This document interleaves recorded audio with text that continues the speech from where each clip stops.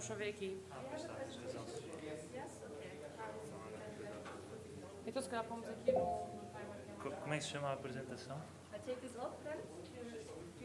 Estão aí todas, não estão? Yeah. It's here, your presentation. They will put it. What is the name? Como é que... Ok. Ok, sim, sim. Esta? Sim. Ok. Está aqui, está. Isto depois é só abrir e... Ok, ok. Ok, então eu vou abrir aqui em PowerPoint. Sim, sim. Sim, vou abrir aqui em PowerPoint para estar tudo certo. Temos aí clickers, sim. É só... Podes estar para ir para a frente e para trás, se quiser, só para ver se está tudo bem. Devemos é pôr os nomes das pessoas, que é para saber o que é de cada pessoa, senão fica muito difícil. E quem é que fica a mudar isto? Isto aqui, houve mais valia ter as apresentações todas abertas, porque foram quase todas feitas em PowerPoint, pode haver desformatação.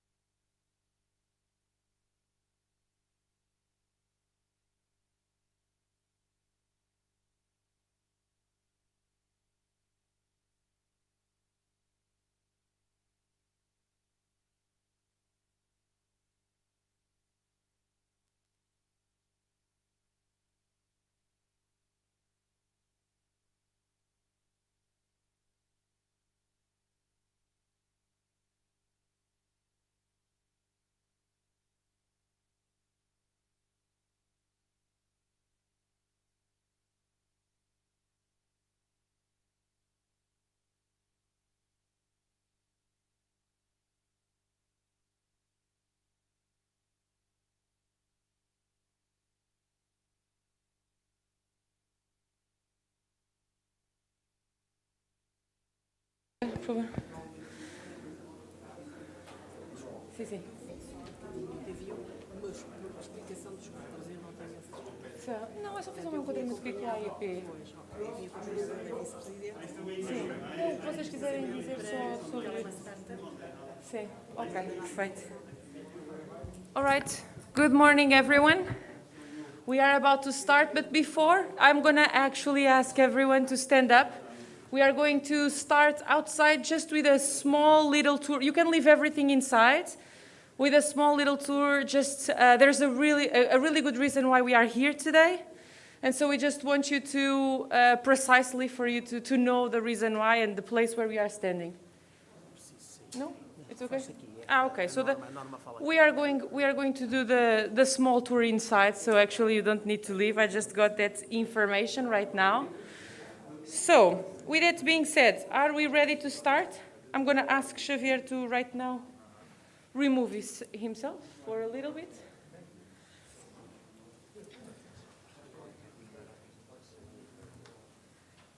All right. I'm going to just put here.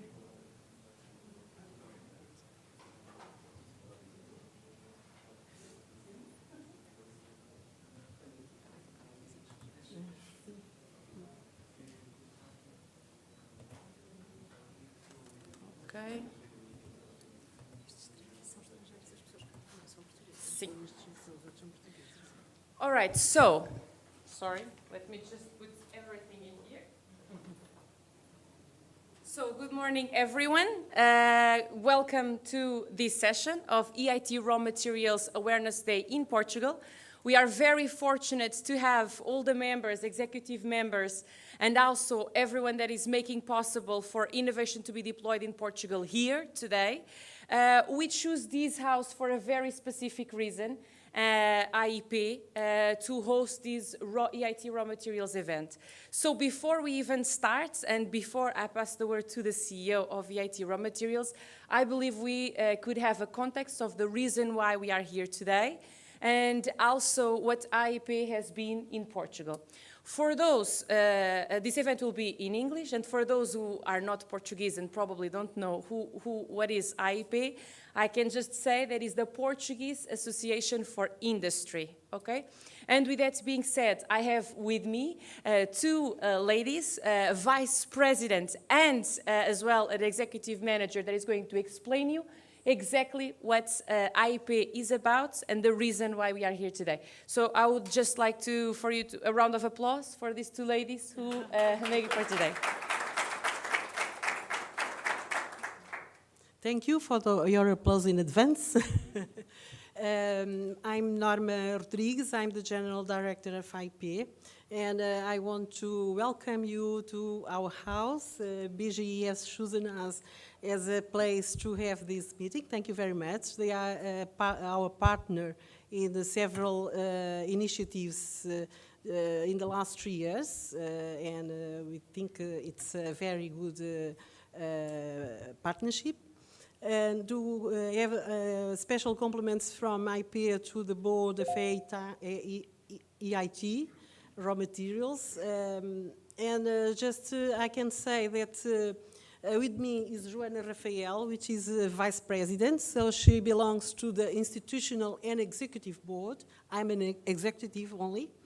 And she has been invited by us to be here at this moment because she is a startup which is now scaling up very well, successfully. And she will explain it to you. IEP has established a goal which is the rejuvenance of the top administration, and Joana Rafael represents it. IEP has almost 55,000 direct and indirect members of all sectors. We are in all the Portuguese country and abroad also, with many protocols, international protocols and national ones. We were born in 1837. Our statutes were signed by Queen Dona Maria II.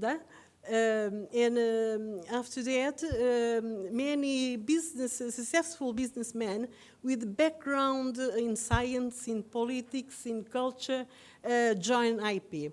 At the first moment, IP joined almost 700 associates in 1833, which is a long time ago. In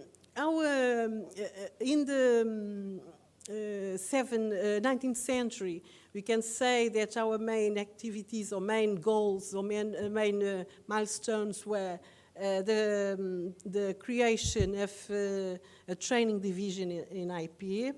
After that, before that, the creation of a fair exhibition, national one and international one. We were the first organization to do so. In the hall, you could see the photo of Alfredo da Silva, who were one of our main presidents. He has built, since he was 19 years old, he became an entrepreneur, and he built the KUF group, as you know, a national and international one. He was very active, trying to defend all the interests of the companies, and also helping the technical education, the defense of less taxes for the companies, and so on. A very, very important one.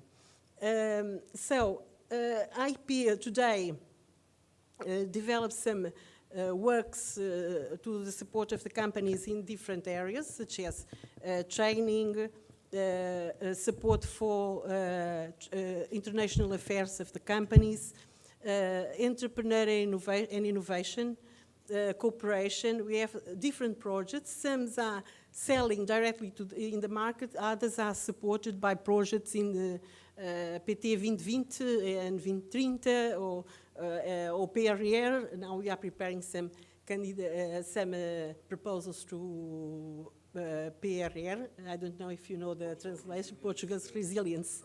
Yes. We have our main vocation today is to help the companies.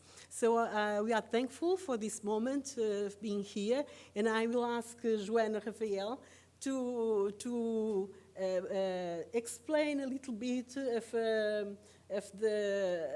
Sensei, the startup Sensei, who is scaling up in a successful way.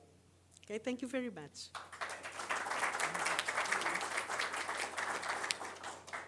Hello, everyone. So as Norma was saying, I am very pleased to have been invited as a startup member for the board of this very, already historical association. So it has more than 180 years. It's the oldest one in Portugal. And actually, of course, it has a very, very long history of different companies that through times have aggregated and congregated here. More recently, about a year ago, I joined by the invitation of the president and the commission as a startup member. So I also represent a bit in this institution, the technological and community of startups. That's my experience. So as Norma was saying, I'm a co-founder of a startup company that turned 4 years old. It's called Sensei.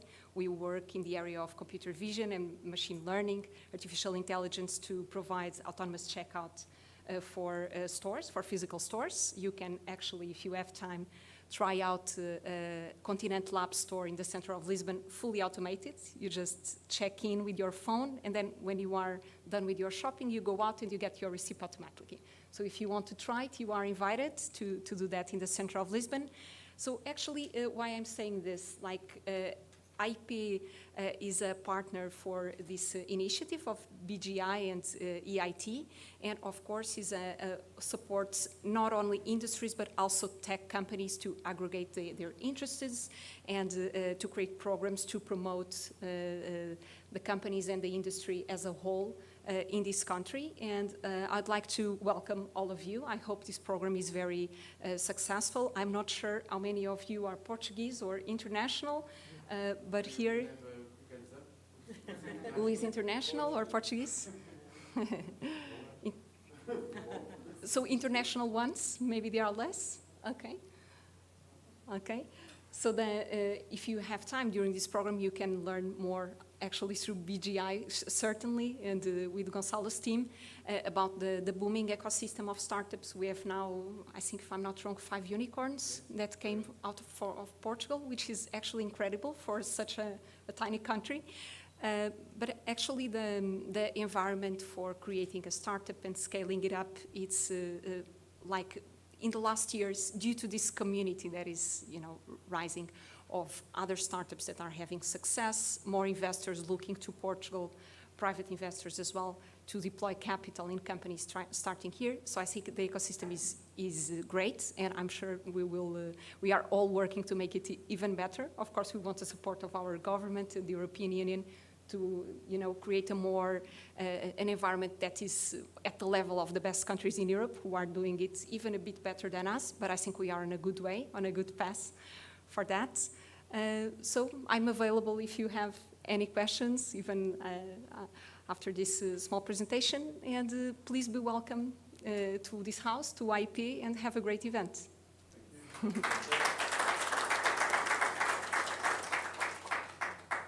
All right, I would like to thank, and now you can all sit. I was just asking you to bear with us, and also for kind of a small energizer, let's say. But for today, the day indeed is all about for us to explain a little bit about the problems that we are facing in Portugal, or the obstacles we are having. And that's exactly what EIT RawMaterials is here to do, to capture those and try to understand how they can continue their support here in Portugal, and what could be the future initiatives and programs to support the corporate, the investors, the startups, all the major players of the ecosystem. So that's what this event today is all about. With that being said, I am going to ask for, I'm going to first say that the Minister of Science, Technology and Higher Education, Manuel Leitor, is right now still delayed in Ministers' Council, and for that he is delayed. So we are going to continue with the agenda to not even have a further delay. With that being said, I would like to welcome, of course, and to also give you a broad spectrum of what EIT RawMaterial is for those who are at home, and that today is an hybrid event. And for those that still don't know what it is and saw the communication and want to know more and want to get involved, we have the pleasure to have the CEO that is going to make this presentation, that is going to open the discussion for today, and most importantly, that is going to explain us a little bit of what could be done here in Portugal. So we're unveiling a little bit of what can happen. So it is my pleasure to ask for Bernd Schäfer, and I hope I said it right, the CEO of EIT RawMaterials, to the stage.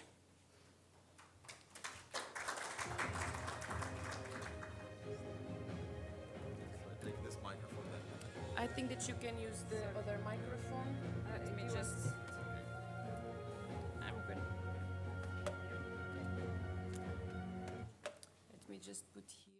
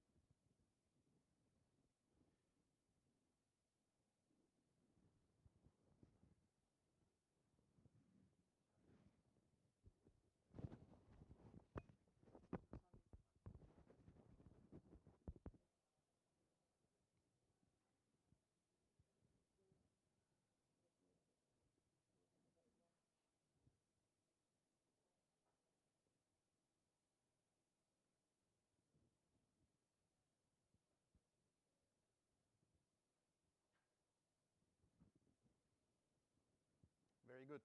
First of all, thank you very much for the kind introduction, and I'm happy to be here. Good afternoon, ladies and gentlemen, and happy to be here also with my colleagues from EIT, with Phuong, Ouafae, Didier, and Michel. And I find it very fitting that we meet here and today in Lisbon to talk about the subject of raw materials.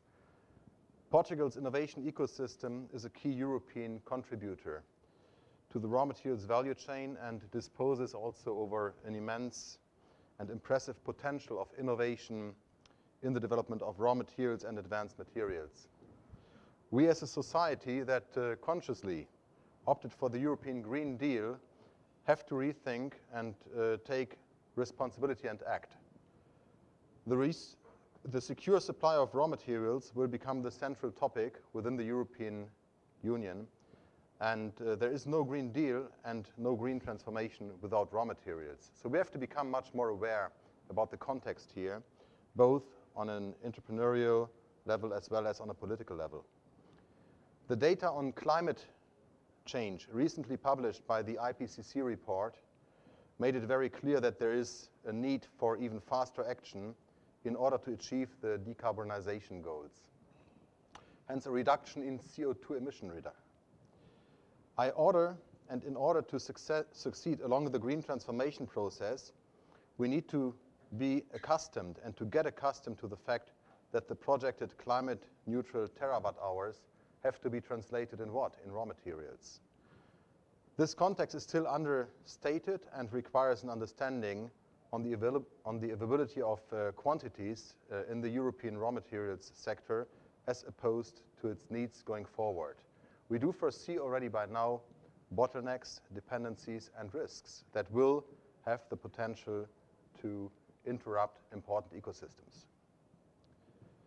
The current decade is a decade of change, and this decade is a change in raw materials policy and will have to be accompanied by massive investments and support services in exploration, responsible mining, processing, and circular economy. It is important that next to the upstream consideration, we also ensure that products which contain valuable raw materials are reprocessed and recycled at the end of their life cycle in Europe instead of being exported to third countries. So it's much about closing materials loops. So we have to support innovative companies in optimizing processes related to the circular economy and recycling. This transition offers huge opportunities in the area of education, innovation, and technology on the one hand side, as well as for business creation, entrepreneurship, and startups on the other one. So what can we actually do? Let us have a look at the expected demand situation.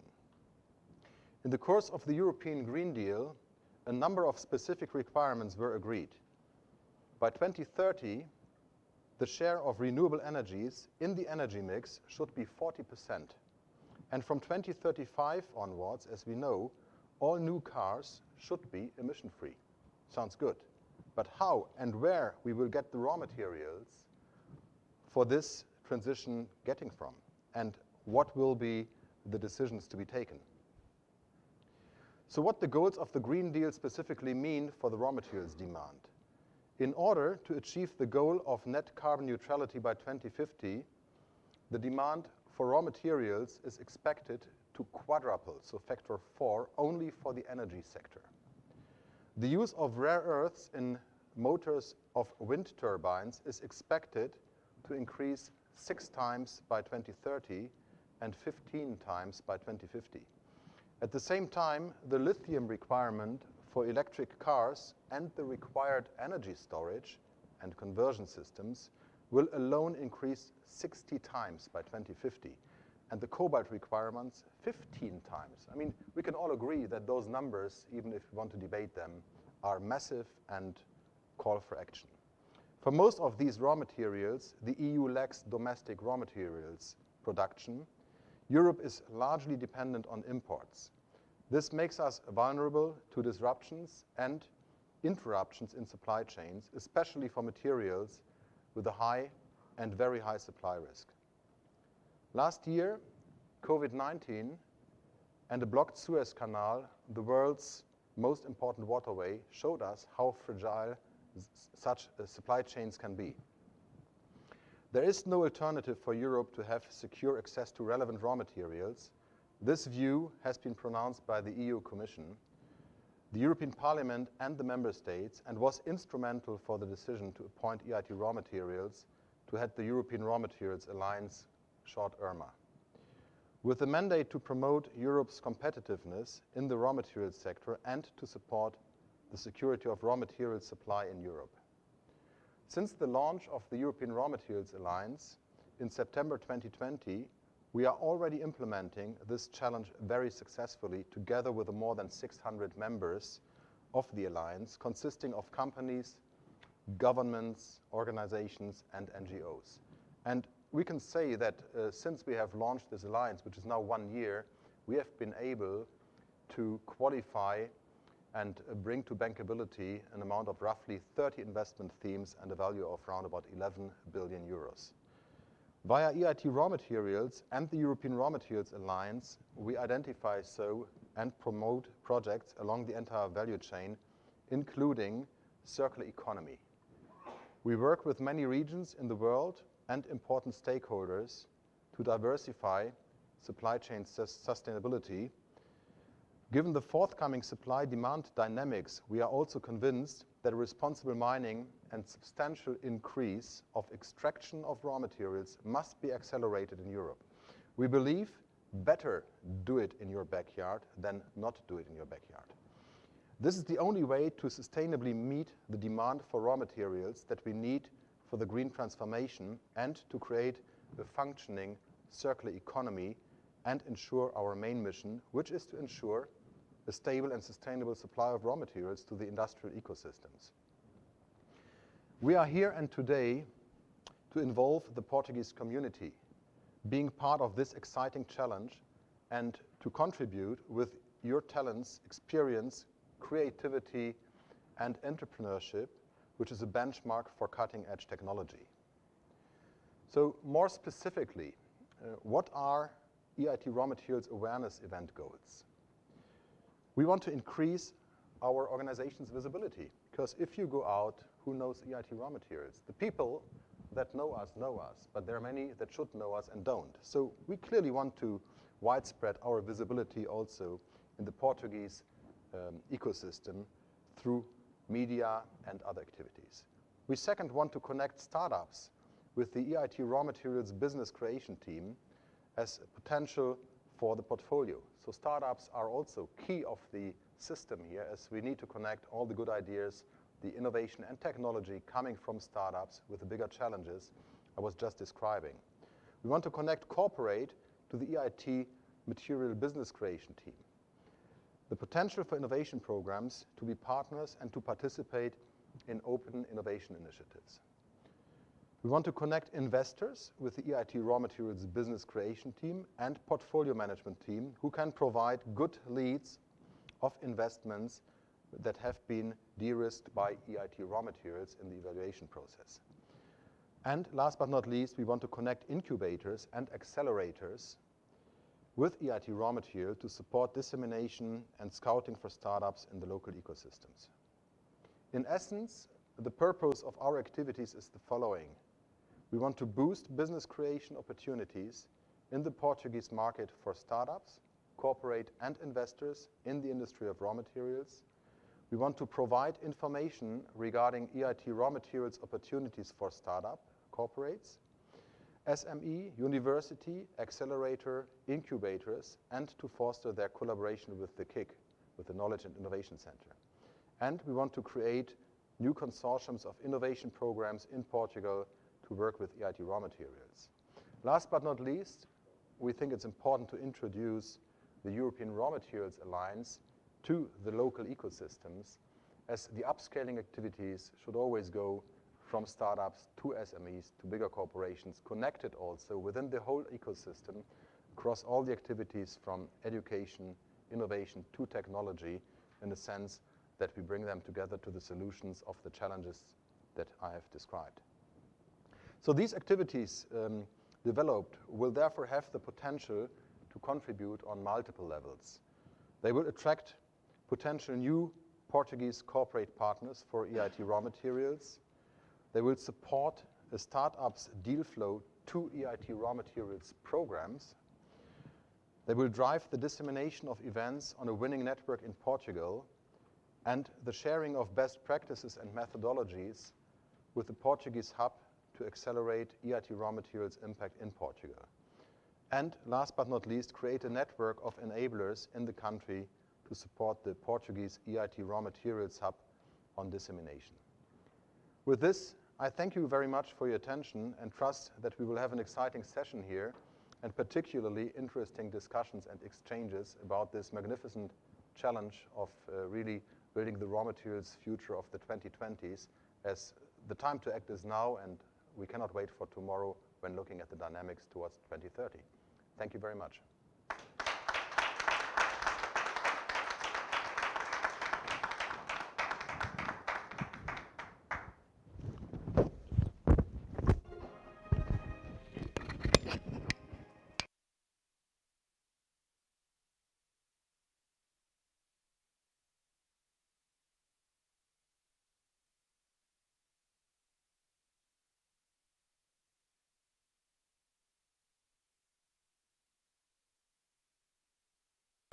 Thank you so much for not only for joining us here today, but also for this overview, which I believe is super important for what's about to come next. And actually, EIT RawMaterials already exists in Portugal. There's already work done in here. And one of the key partners in Portugal has been one university in specific, Universidade Nova de Lisboa. And for that, we have the Dean of FC.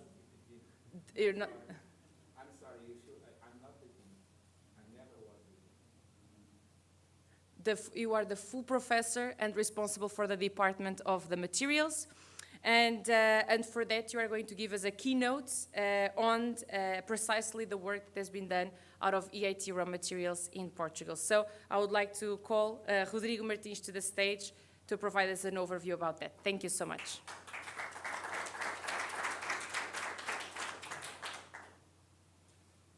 Sorry for the mistake, because I never was dean.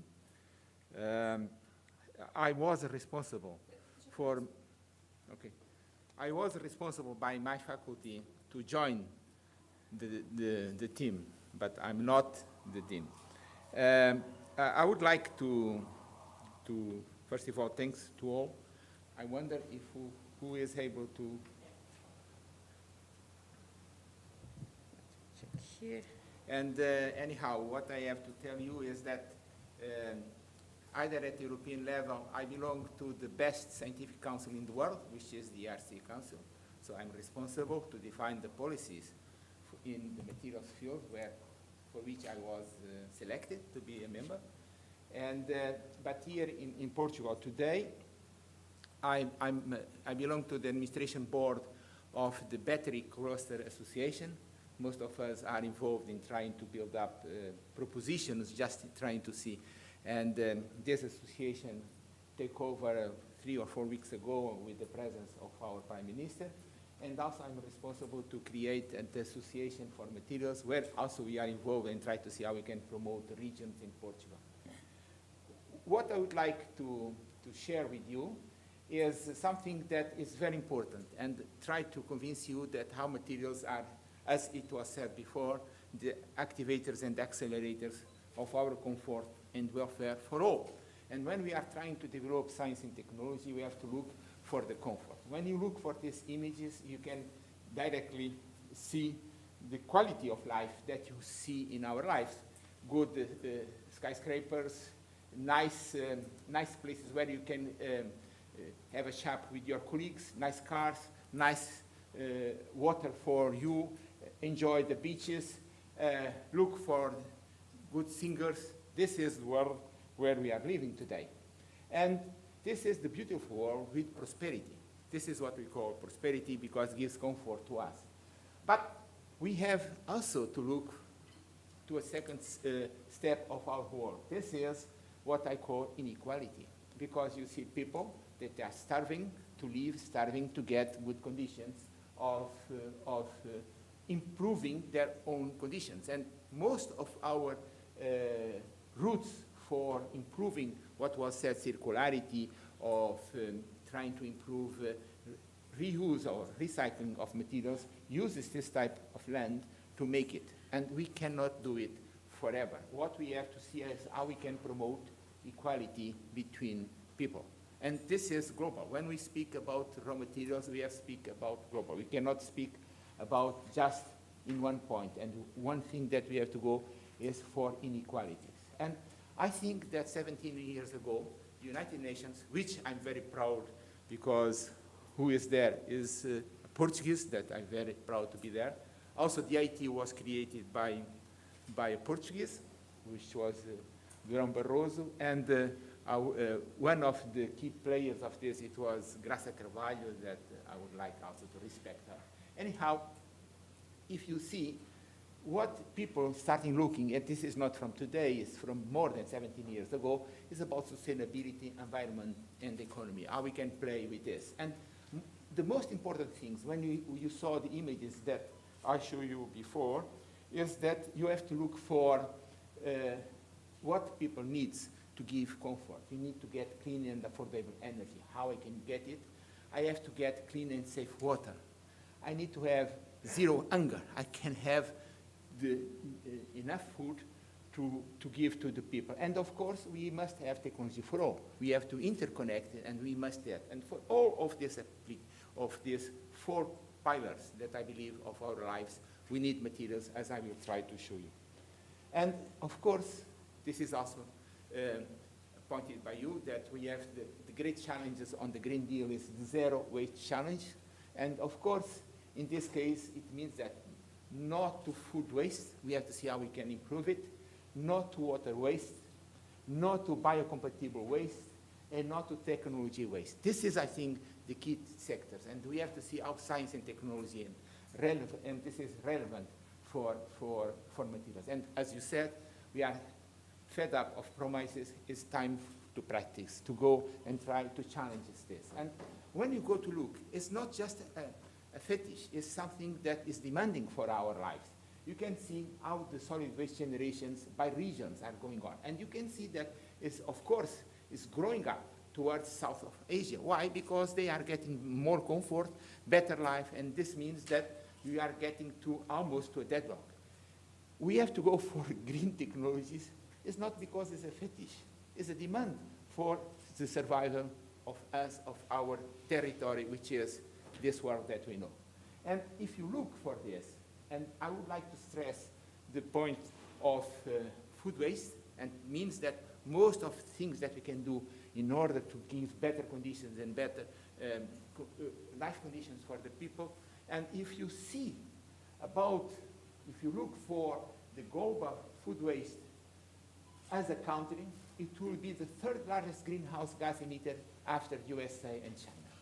So it means that we are wasting a lot of products. We are wasting a lot of things that should make better for us, because we are not able to control properly either the agriculture purpose and also how we can get these things out of it. And we have to take in mind that 1 out of 7 people are hungry in the world. So we are really living in a luxurious world, which is Europe. When you go for the water, water is really very important, because it's the driving force for our quality. It means that we have a lot of problems, not only in losing water, but in getting potable water, and also I can purify water, and how I need it for the future. Today, we have wars based on water. When we speak about Israel, we speak about problems with water. And one of the key issues there is water. And people just forget it. Is water one of the central points? And so it means that how we can provide conditions to make this really very different. And then we have this biocompatible materials crisis. Because for all of this, it comes to materials. What type of materials we have to use it? And this means something that we have to look properly what we are doing. I cannot just forget it and say, I will have a raw material, but for the time being, I have to have the capacity to design the materials of the future, that they should be compatible, they could fit what was said before about circularity, reuse, and I have to know that impact is impossible.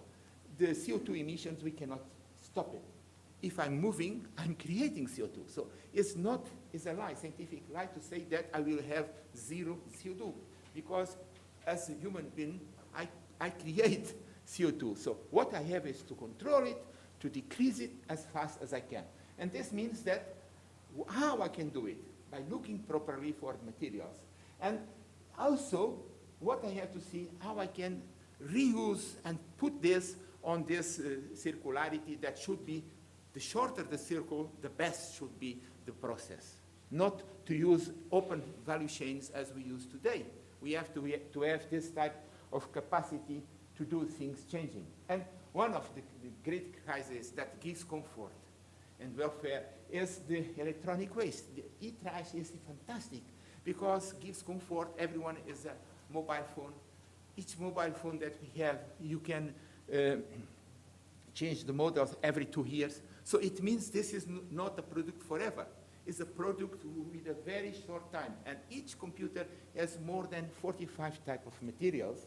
And it's very hard to select it and to recycle this type of material. So we have to promote different type of approaches and see how we without losing comfort, keep the same paradigm of development. And of course, when we speak about electronic waste, we think, oh, this is just for rich guys, people that are using, that may impact negatively. No, it's absolutely not, because you have indirect facts that can provide and can affect your life and your neighbors and your families.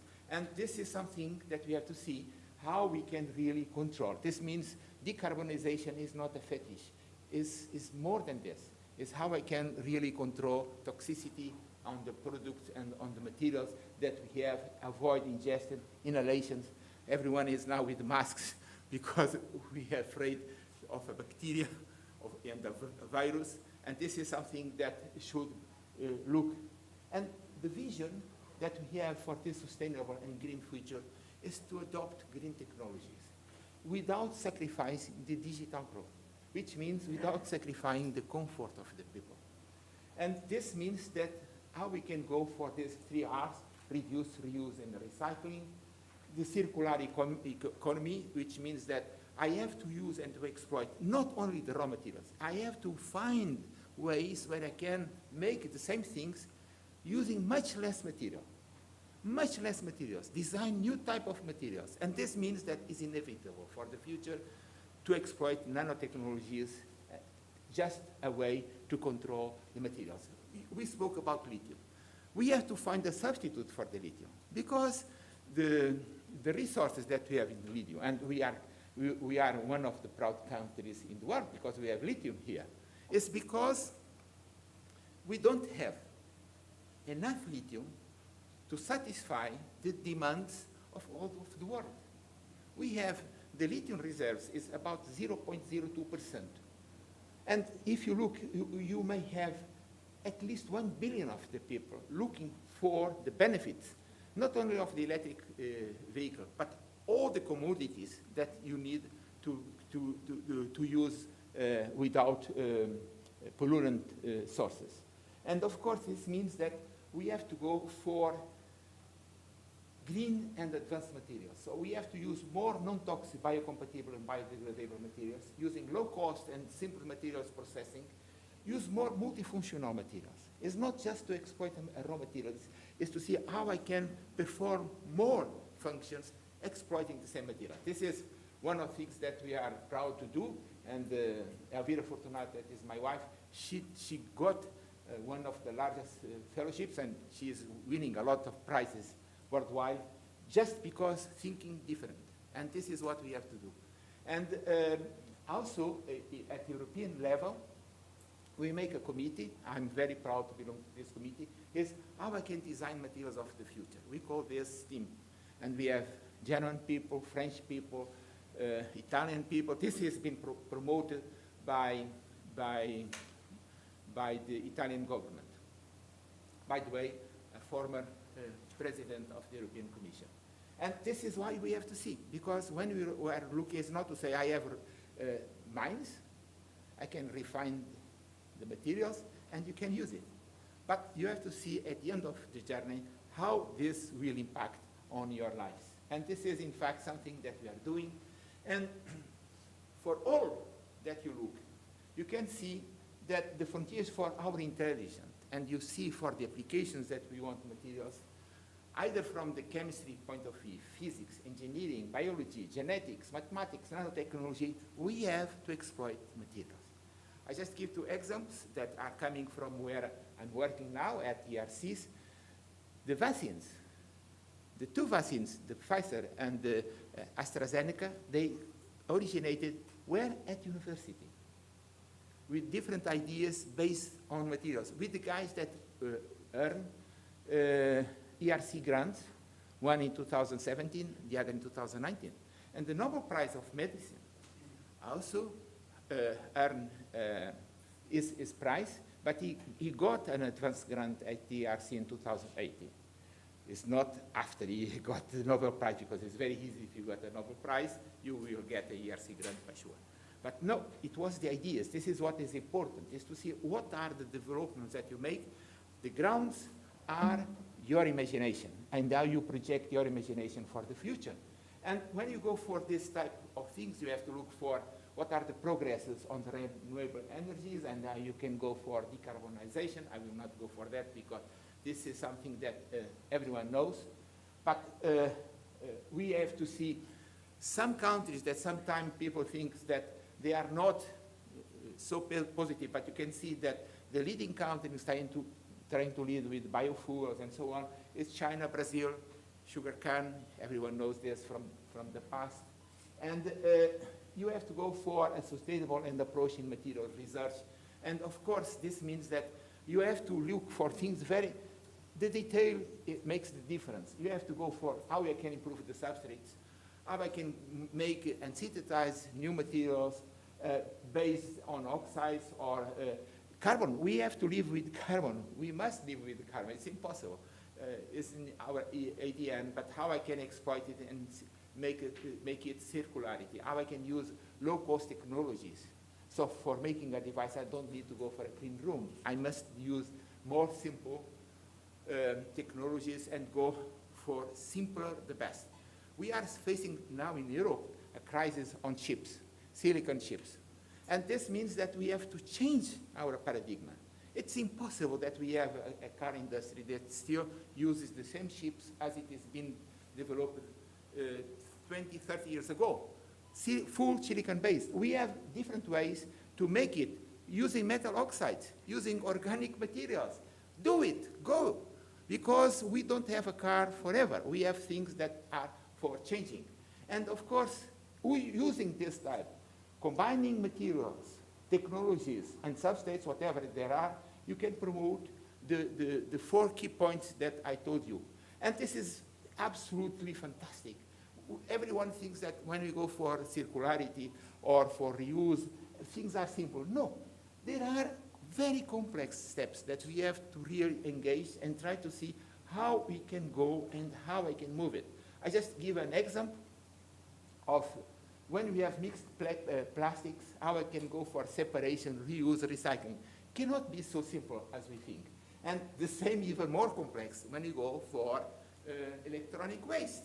So what we can do is to go for materials, look for sustainability. And I just give you some examples that we are doing here. One of the things that we do with very great success is we substitute silicon for oxides and metal oxides. We have been in the advance of this impact for different type of applications. For instance, to give comfort, we can make it this. And we have been really the inventors, and this is why Elvira won last year the Horizon Impact Award due to this, because we make it, and Samsung is exploiting this technology.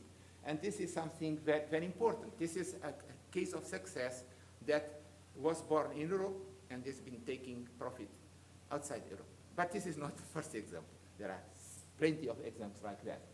And the other thing that we are very keen is that we invented the idea of paper electronics. And this concept means that I can make it in full recyclable products, and we can reuse and try to recycle and make everything that we want.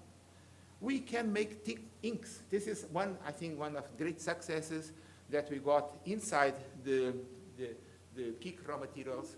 And the idea was, and I was the dreamer, is how we can make it paper and try to develop inks, and we can make it working properly.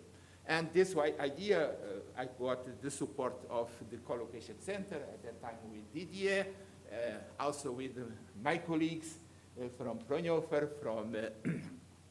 from Grenoble, and from Arkema. Arkema bought the idea to make inks that could impact on the quality of what we are doing. And this was a project that we developed. The inks has been made at a proof of concept here in-house. Arkema make the scale up, and we won this year the prize of innovators of projects funded by public funds, which was, in this case, it is considered public funds from the KEYNOte RawMaterials, and we did it. From the large area electronics association, we got it.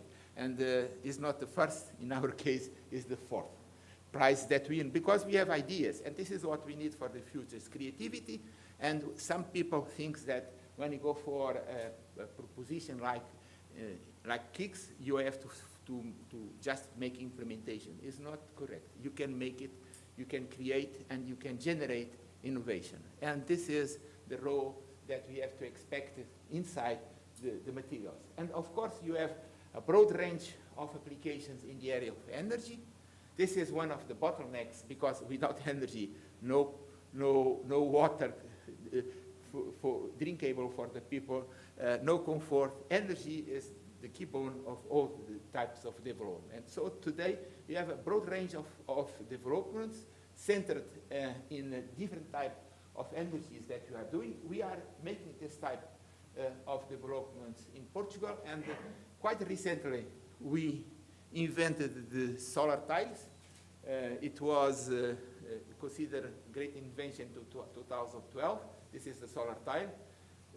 We make it, and very recently, we make and we design the architecture of building blocks of solar cells, not only on paper, but also able to improve the efficiency, because the bottleneck now on the solar cells is not to decrease the cost of the materials, because you cannot, is not because you have always the cost of the people. You cannot have slaves working for you. You have to pay the salaries, and the only way is to increase the efficiency. And we found a new design for architectures, and on this, we got, we published in October last year, and in 3 months we got 3 million viewers of this paper, which is fantastic. For me, it's the largest one that I met. And this is the idea of the architecture that we got it, and it's a very good concept. It's a concept. It's not a practical thing, it's a concept, okay? And we believe that we can do it and exploit it.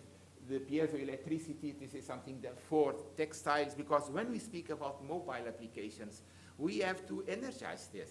And you not plug in, you cannot plug in. You have to have self-sustainable energy sources for all this type of applications. And this is something that we are developing. Also on the health, I think that everything that we do and everything that we can manage for the future, we can identify diagnostic tools, we can have ways to diagnostic and to prevent and to identify. And I'm very proud that this year with this COVID, the Human Rights Award was given to Elvira Fortunato just because we develop a platform able to do this. And this is something that we are very, very proud, because impacts not only in my quality as scientist, but impacts globally on the people. And this is our first demand, is how we make research, how we make development should impact in our research. So this is some type of applications. One of the last ones that we are also very engaged, and we create a collaborative lab, which is like a Carnot lab that you have in France. It's just for packaging, make smart packaging, and we create a collab called ALMA Science, and also we generate an MBTA with the Frontiers group from England to exploit this type of application for the future. Of course, if you have respect and we identify the inequalities, we can go for a better quality of life. Respecting green, respecting life, respecting economy, and respect sharing. Above all, we have to see how we can go for this. And if this is something I would like also to introduce my team, and I have a very nice word, is an African proverb that says this: if you want to go fast, go alone. But if you want to go far, go together. And teamwork is something that we have to do. And I believe that inside the KIC, and with the philosophy of the KIC, where we have people supporting you in developing your ideas and improving your concepts, is a teamwork that I expect that will work. And above all, we also need better and prepared people. And how we can have this better prepared people? By education. Where on these fields where we found holes, empty holes that needs to be filled, and all who will generate all the promises of the future is to be supported. And the grounds are not the people. I used to say, today, if Albert Einstein exists, he will not win the Nobel Prize, because he was very individual, singular people. And I give a good example that the French people may know. The Nobel Prize in chemistry, 2016, I'm on this better council in the world, is Ben Feringa, Sauvage, and Fraser. They are three chemistries, and they work together as a team. And we have had, I will not say the name, but we have had a fantastic Italian guy, that he was the guy that defines all the rules of the machine, alone. And everyone thought that if you have to attribute a Nobel Prize, it should be to him. But I was really very pleased, because they really give to a joint team that together make much more than a single people. And I believe this is something that, if you want to go further, I think that the KIC could help us. But what is very important is to have the officers able to support, to build up your ideas. This is, in my opinion, the best thing that KIC could give to all of us. Thank you very much.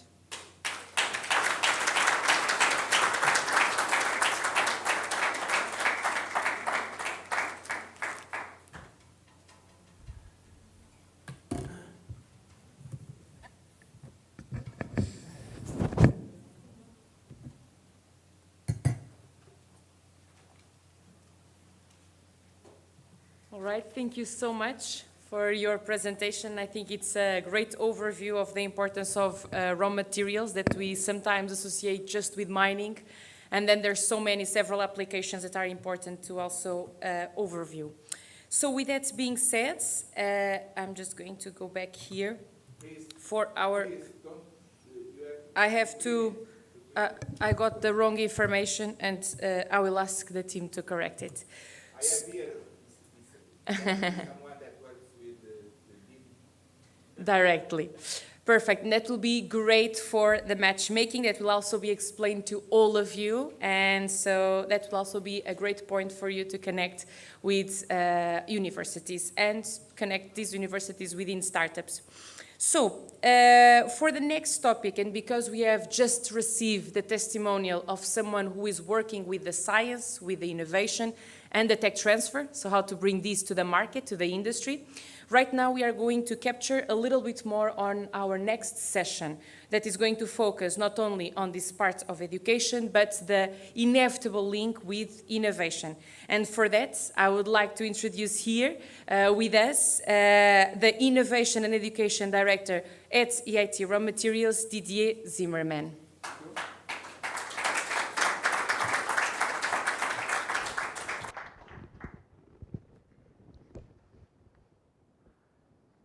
Okay, so let's start with a question to the audience. Which was the most used word by Bernd and by Rodrigo? Sorry? One, yes. Another one? Equality. Yes, another one? Innovation. Great, thank you. Innovation, yes, innovation is important. You heard from Bernd that we would need, 10 times, 20 times more lithium, cobalt, and so on. And the only way to get it is not to wait, it's to innovate. And for this, what are our two missions? The two missions are first to accelerate the innovation. We have to accelerate. And you cannot accelerate without talents. And so the second mission we have is to provide talents to the European ecosystem. What is our main DNA at EIT RawMaterials? First, we are present everywhere in Europe with hubs, with headquarters based in Berlin. Sorry. Okay. The second point is that we have more than 300 partners coming from the three sides of the knowledge triangle, which is very important. We have industrial partners, we have university academics, we have research center, technical centers, and so on. And what is also important is that we decided this year, I have some issues with this, okay. We have decided to create one single department, which is innovation and education. Why? Because we believe that education will support innovation, and innovation will, thank you, will inspire education. That's very important. And each day, with my team of roughly 12 people, we are finding synergies in between education and innovation. And by this, we will be able to accelerate innovation. Good point, I will use this way. Yeah. So for this, we have three pillars. We do support matchmaking and networking. It's what we're doing today. We are supporting projects on acceleration. I will speak mostly about upscaling innovation. I will not speak about business creation and support of startup. And we are supporting the development of new training, of new courses to have the best talents that will support innovation. So let's start with the education pathway. We do support activities that bring talents to the raw material sectors by cross-kick activities. We do support the fact that we should bring to the industry the best master degrees, the best PhD, to really make sure that we will create impact in the raw material sectors. We have also to assist and to support the institution, the universities in developing entrepreneurship. I will come back to this. And of course, we have also to support the industry by reskilling, upskilling people, employees they have in their facilities. So let's have a look to some of these different projects. First, Girls Go Circular. It's a very important project. It's a flagship for Europe. It's how can we bring girls to raw materials, to circularity, and so on. This year, we will be able to touch something like 8,000 girls. And the targets we have is to get 50,000 girls attracted by 2027. Currently, there are 4 KICs that have joined this program, and there will be a new one next year. So this is highly supported by the European Commission, by DG, and it's a flagship in terms of cross-kick activities to support education and to bring young people between 40 and 80 years to the mathematics, engineering, and raw materials and circularity and digitalization. We are supporting, I told you, we are supporting programs on higher education, master, PhD, doctoral school, on wider society learning and lifelong learning. We have this year, we are running this year a portfolio of 43 projects, meaning that we are supporting these 43 projects with nearly 10 million euros. It's not what is important. What is important is to look at this. You can see here that even if you have a similar number of universities, RTOs, and industrial partners participating, we have, of course, a lot of university participating to the development of these courses. But you can see that we have also research center, technology center. We have industrial partners who do open the doors, but who also bring the facilities to make sure that the students can have access to the pilot facilities. The students can have access to the company and to the real industrial playground. We do also develop a lot of entrepreneurship activities. We have this label startup where we bring students to startup to inspire these students not only to go to the classical and start their way, I mean having a PhD, going on a postdoc, going in the industry or going RTO. They have the skills, they have the expertise to create startups, and so we want to inspire them by these label startup days. We have also the label launch, which is to bring students near to technical center, near to industrial players, once again to make sure that they will have a big visibility, a good visibility of the different opportunities they can have in the industry and by RTOs. And we organize also the race, which is a virtual challenge based on learning program where students can have access to real industry challenges and a real networking with human resource session. So you see, it's not the conventional way we do. We do support new courses which are innovative, which have a strong component in terms of entrepreneurship, and the students who are participating, the students, the graduates, we bring them to a lot of matchmaking events with startups, with industry, and with other players. And I would say at last but not least, we are engaged and we are the leader in this innovative capacity building for higher education. It's a project we started in 2020. In 2021, we organized the first pilot, and from this first pilot, we selected 23 projects out of 64 applications for each project granted at roughly 1.2 million euros. This one is probably the most important programs, cross-kick EIT programs in education.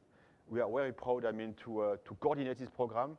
We have all the kicks, all the EITs involved, and we will launch the second call in end of 2021.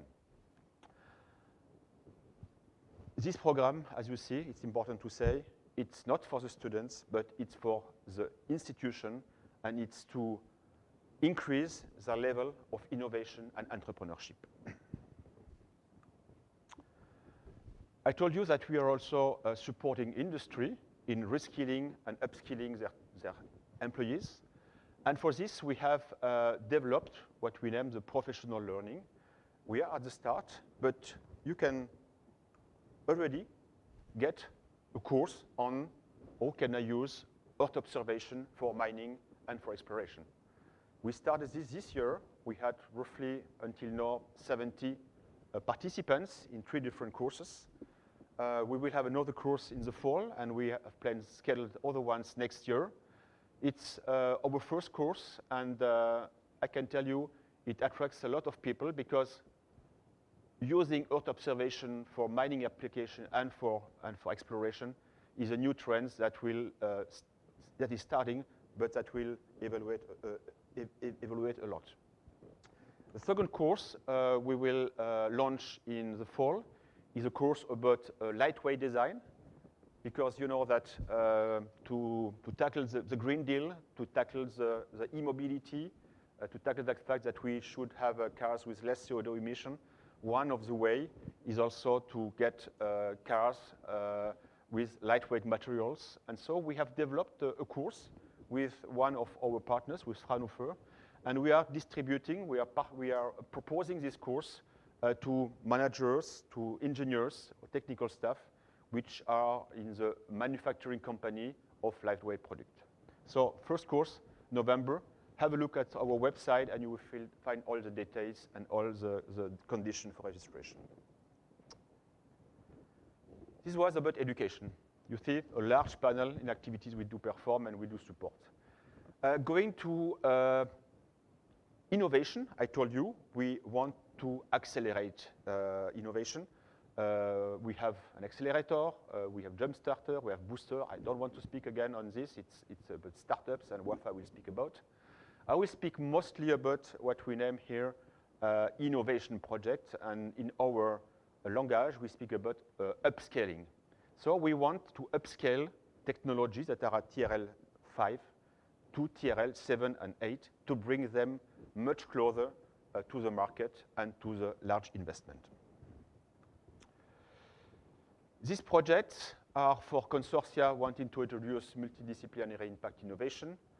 They are open to non-partners. It's important to say, it's important to consider. If you are a non-EIT partners, you can have a look at the website, call for projects. You will be able to register. Once your project is selected, then you become a partner. But you don't have to be a partner at the registration stage, which is a new point we introduced.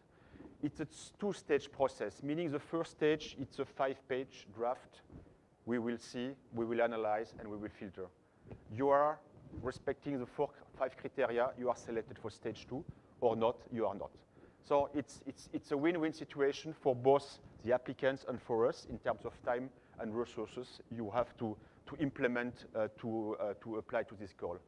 It's strategically oriented because, you know, I show you, we have already a large portfolio of projects, and I will also address and show you the portfolio we have on innovation. It's for projects that will have a duration of 2 to 3 years. There is a co-funding, there is a backflow mechanism we have to implement, and it's for projects, for technologies that have a TRL level, a maturity level of TRL of 5. Okay?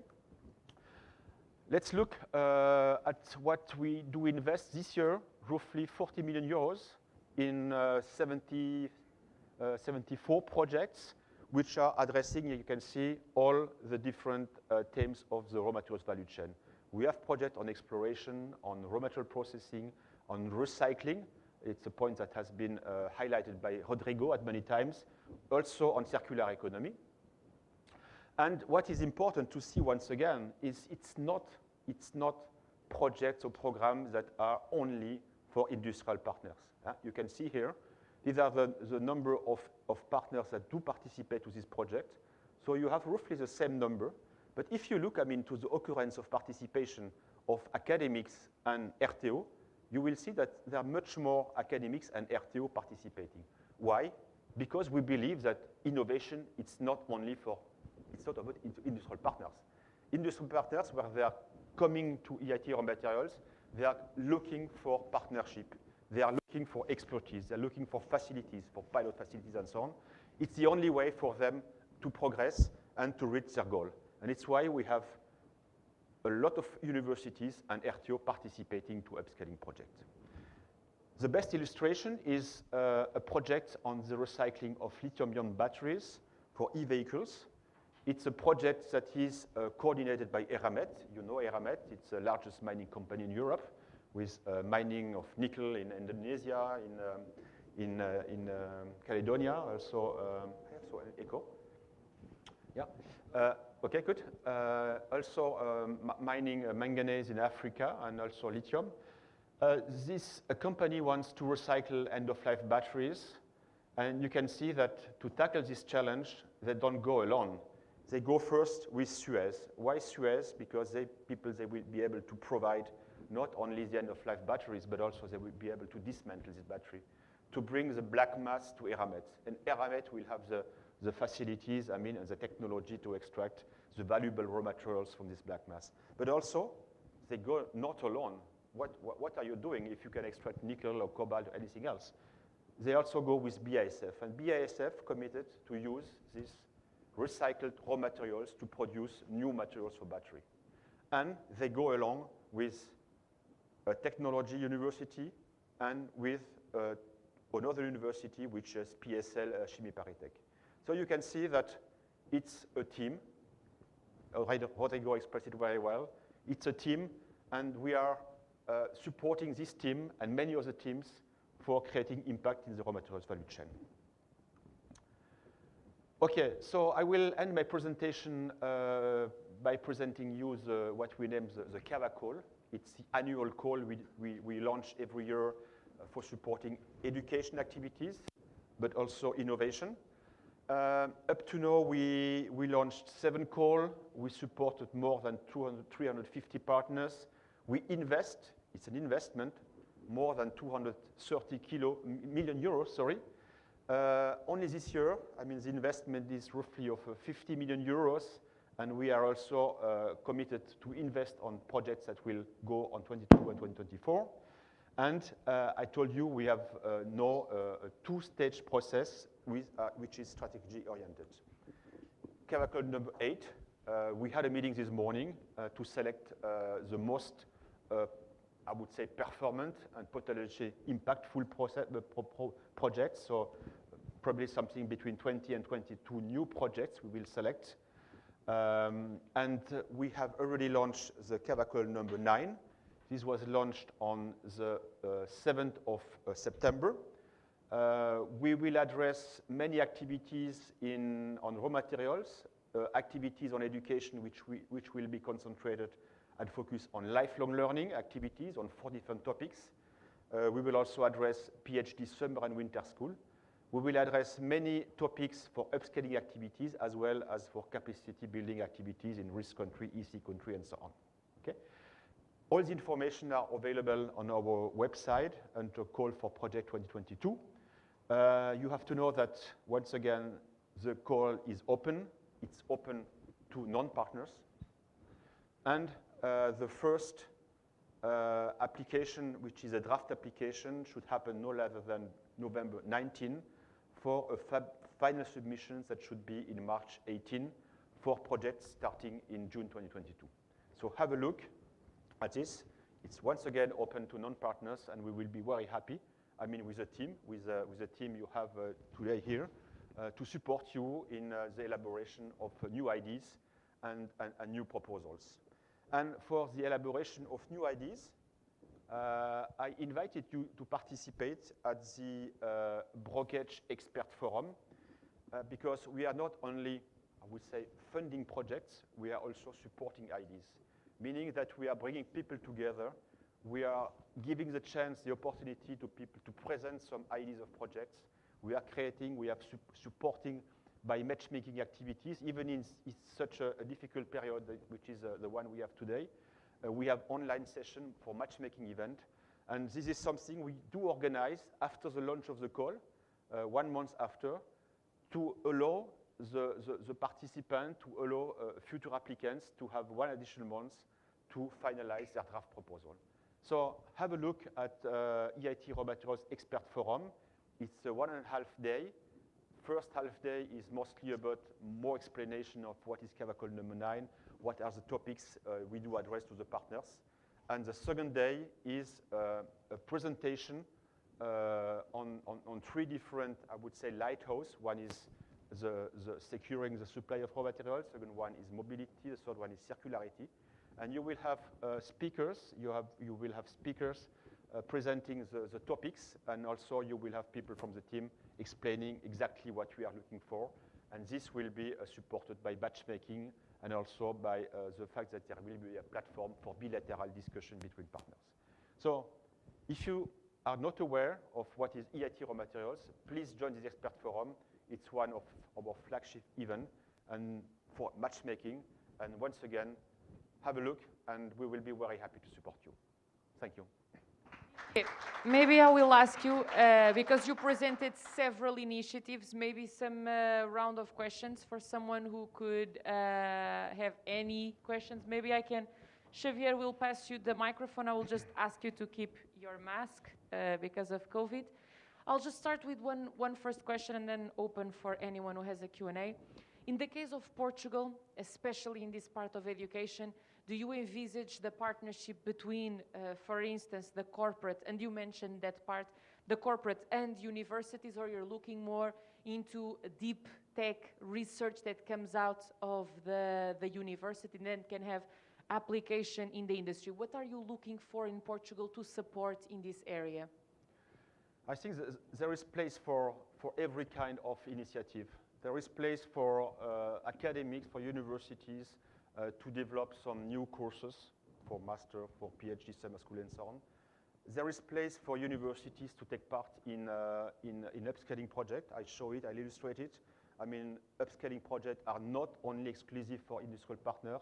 We need universities, we need academics, we need their expertise, we need their pilot facilities, I mean, to upscale the technology. We also need industrial players, I mean, because they will come with ideas, they will come and we will be supporting them, I mean, to create this impact. Sometimes when you discuss with industrial partners, they are going into a new business. Look at the proposal, the project I illustrated. It's Eramet. Eramet, it's a mining company. They decided a few years ago to first go into open innovation, not only doing mining, but also for doing urban mining. And for doing urban mining, you cannot do it from one day to the other one. You cannot do it over the night. You need people, you need academics, you need RTO that will support you in that. So we are very open, and we like, I mean, to support people that have new ideas, industry coming with new ideas for a new business. And once again, we have the community, we have the expertise, we have the talents to support any ideas that can come to us. Right. Thank you so much, Didier. I would now open for Q&A. All right.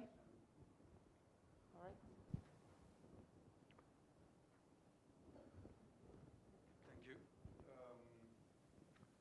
My question is... you cannot remove, sorry, you will have to keep the mask. My question is more looking for some, if EIT has some sort of political advisor to a government or to address some raw material issue. And I'm telling you this because I'm trying to produce hemp for a raw material for an industry necessity for construction.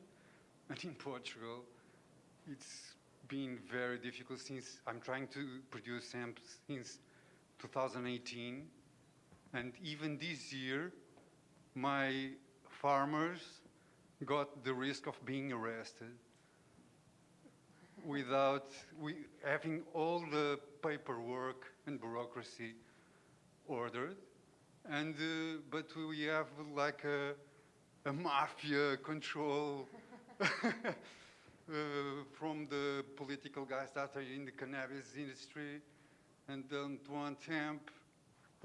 Just asking if EIT can some sort of advice to the Portuguese industrial environment to release this blocking, because hemp is a great raw material for many end products, and it's also very environmental friendly. Thank you. Bernd, you want to? Bernd wants to answer.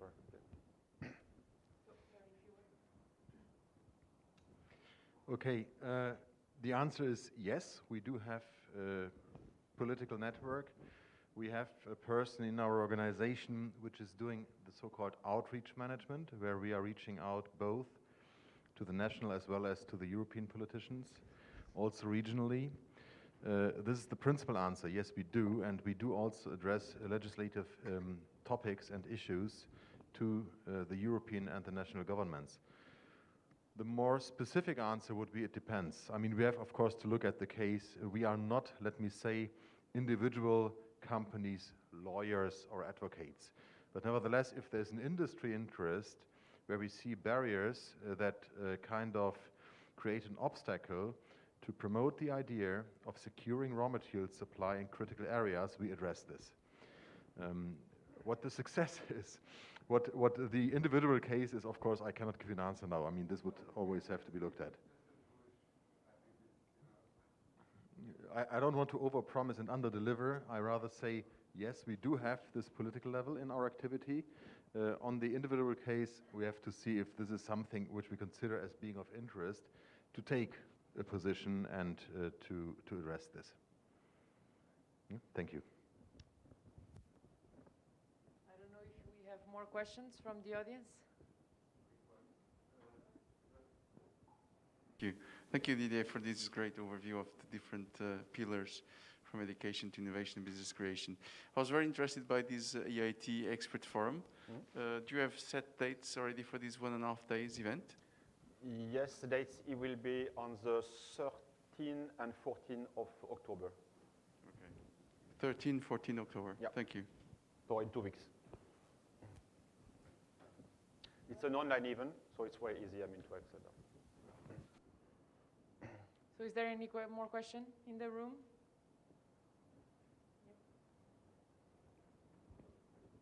Hi, I'm Ana Espada. Congratulations for BGI, also for the excellent presentations and guests you have here today. My question is, both BGI and EIT are very focused on innovation and technology, deep technology, but I strongly believe we are in a moment of transition where business models, innovation needs to also be updated. My question is if you are doing that steps and it just was not so focused in your presentation, but it's happening in the background. Yeah, I think it's not an easy question. I would say that we are supporting open innovation because we believe that it's important to think out of the box, I would say. Circularity is one example. There are many different ways, and if we look to the portfolio of startups, I would not want to go into detail, but we have many startups who are really thinking out of the box on another way to use the raw materials and so on and so on. And I think another way, I mean, to create bridge between end-of-life products, end users, and people that do recycling and so on. So we are supporting, I would say, mostly SMEs and startups on thinking different and so on. But we are also supporting large industry on open innovation, and I can tell you that we have a lot of this mining industry that were traditionally very conservative, that totally changed their mind, and they really like our community because we are able to bring them the people that can support them or guide them through this change of mentality and so on. So we do to some level.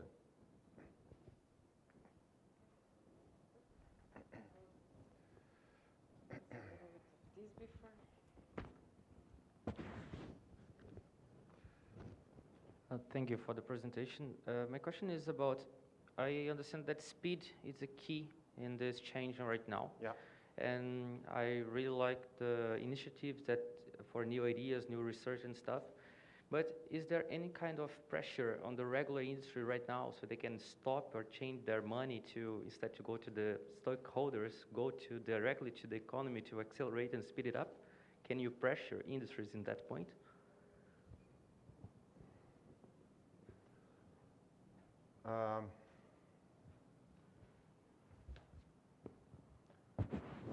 On acceleration, I mean, I don't know if I will respond to your question, but on acceleration, we have many examples, and one of the best examples is we had a company, I would not want to give the name, but they were close to end their production because they were not competitive on the market.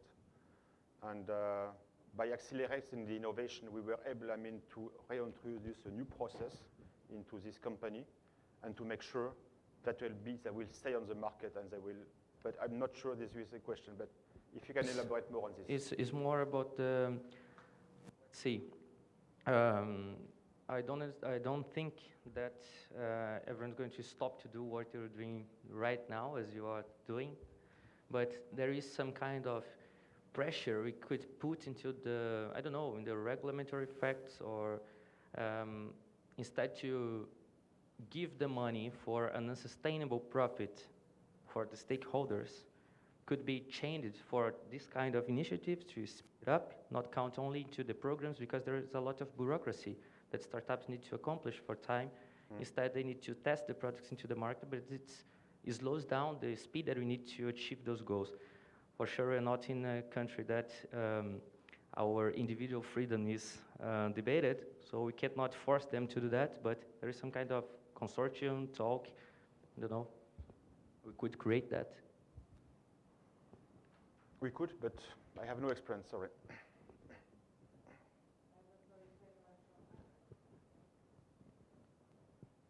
Thank you.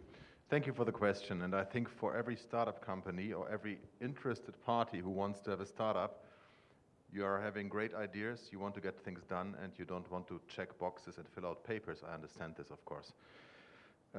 If this is part of your question, yeah? So what we think is that certainly in our kick, as we do also have a certain activity where we are having on the one side a framework, but on the other side an objective, we need to broaden our financing platform. So what we are about to do, and this is nothing I can now kind of take like a miracle out of the hat, but what we are going to do is we are broadening our access to finance bases. And this will also provide instruments that will be easier to be accessed and simplify and accelerate the process of bringing finance, projects, investments, and innovation together. So this is something we cannot introduce here specifically with a name and a brand, but I can only say in the context of the European Raw Materials Alliance, we had to invest time into the creation of a financing platform that is suited to support, let me say, promotable projects.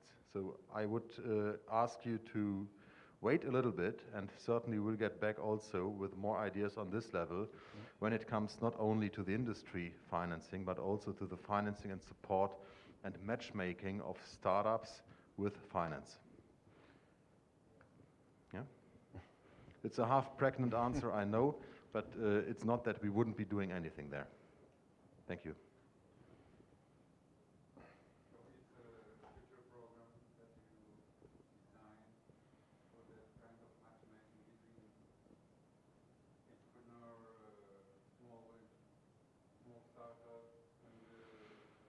Yeah, I think we have this already today. I mean, we have already today the platform where we bring startups in an upscaling process together with SMEs, with also bigger companies. So, you know, our activity is much about, when you look at where we are coming from as a kick and where we are developing to, it's clearly that we desilotize many of the activities, and we do proactively, sorry, I have to take this off, otherwise I can't speak anymore. that we are clearly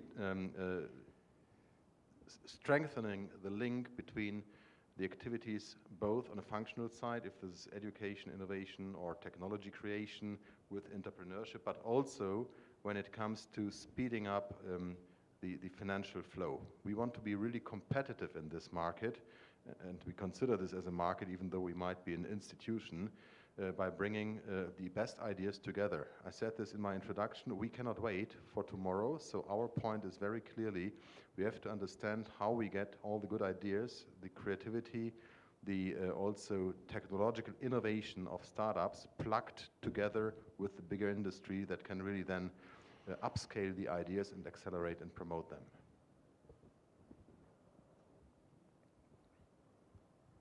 Any more questions?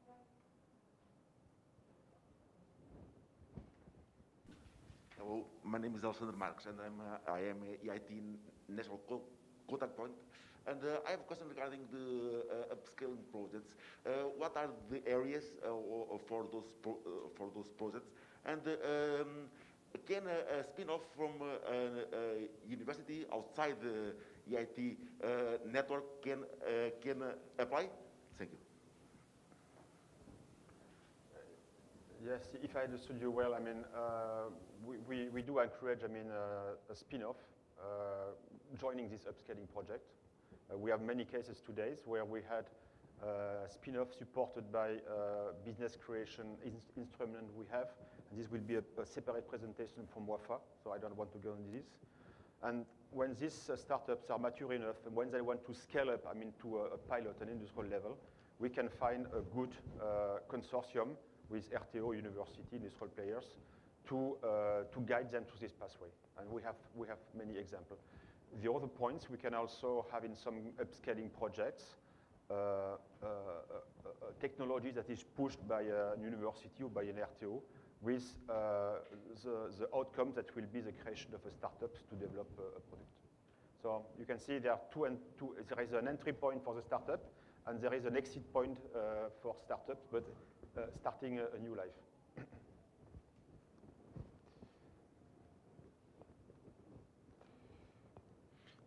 I think if you listened to the great presentation from Rodrigo Martins, if you listened to also the context that we have been trying to provide, I think there is basically, if we go along the value chain of the raw materials ecosystem, and I don't want to repeat all this exploration, from exploration, mining, processing, recycling, circular economy, product design. But if you go along all this and you see really the challenge that we are having in the years to come, I think all projects that give an answer, a qualified, implementable, and also amortizable idea to finding a solution of those challenges, these are all projects that will fit into the activities we were asking for.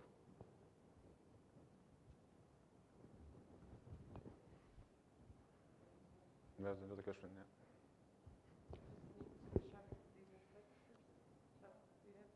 We just need to disinfect first. Sorry, but we need to do the COVID-19 registration, so I have to.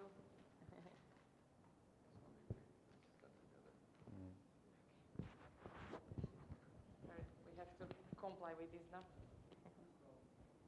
So, good afternoon. First of all, thank you very much for your presentation. You spoke about really interesting topics there.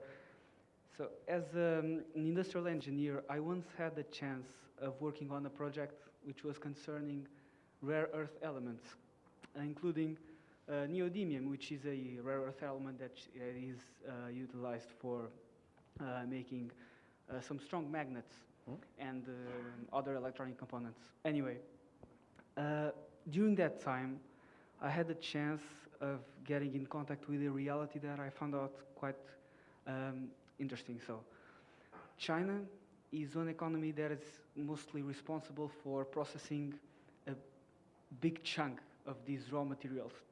And my question to you, that I didn't find anything about this theme at the time, is that do you have currently in your roadmap as a European organization, or if any other European organization has in its roadmap to establish some sort of partnership or even regulation regarding this topic, or even if it is actually relevant that one nation is responsible for a supremacy, let's say, of this a market share of this size.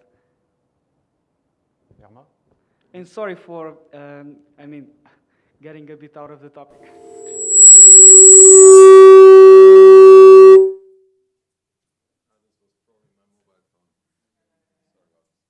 Okay, fantastic question, because when we are looking at the challenges that we have in the Raw Materials Alliance, we have been defining a couple of clusters. And the first cluster was exactly about the topic you were raising. And I think even though slow in volume or low in volume, huge in impact, rare earth elements, permanent magnets with 98% import share from China, the whole supply chain is there. We have just one company remaining manufacturing still magnets in Europe. And this is exactly the topic that we are addressing, and I can only encourage you to check our website in the next week. As we speak today, we are releasing the action plan for rare earth elements and permanent magnets, which clearly provides a recommendation to re-establish a lost value chain and to repatriate into Europe a value chain for rare earth elements and permanent magnets, including also the exploration of rare earths in Europe in order to get less dependent from one supply source. As we all know, this is so critical, neodymium and praseodymium and other rare earth elements that go into windmill industry, that go into the solar industry, that go into the electronic vehicle industry. We talk about lithium, which is huge volume. Rare earth elements and permanent magnets is from volume much lower, but very much impactful and can be kind of a pacemaker for many of the European industries. So you will see, and I can only encourage everybody to check this, it's the first action plan in terms of a political recommendation that we are giving to the governments of the member states, to the European Commission, a call for action in this very sensitive area of rare earth elements. Thank you.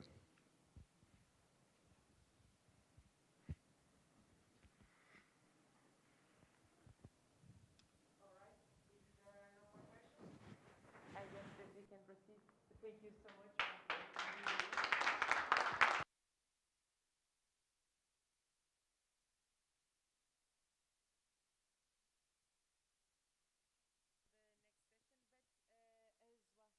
Ouafae was telling me, tomorrow we are going to also go a little bit more over these topics. So please, as well for the startups and the investors and the corporates who want to know a little bit more about all the initiatives and to brainstorm together with EIT RawMaterials, tomorrow will be the day to do it. So with that being said, I am going to put here for the next speaker, and the next speaker is actually a testimonial of a project that we are going to have here. That is going to mention a little bit more about what EIT RawMaterials is supporting, but also how are we going to do it and how are we doing it here in Portugal. And for that, I would like to call here to the stage João Pedro, the project coordinator inside FCT Nova University of Lisbon on the project of Smart WAAM PC.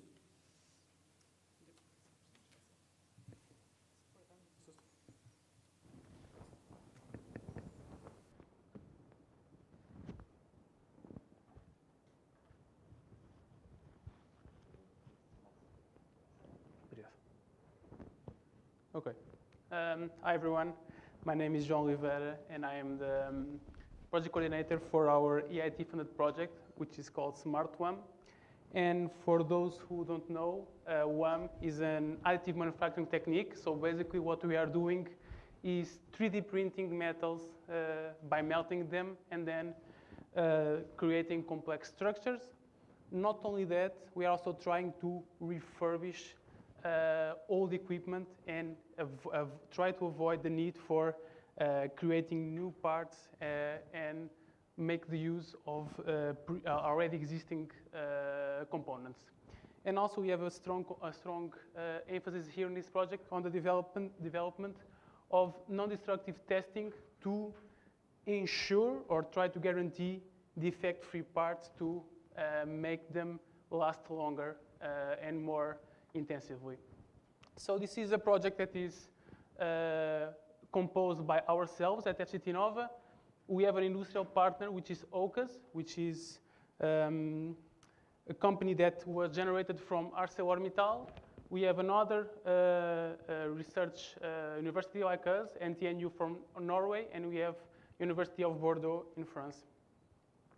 And our main aims for this upscaling project was to develop new technologies or new variants of the WAAM process. Why? Because we want to make materials that last longer with higher mechanical properties and with less effects.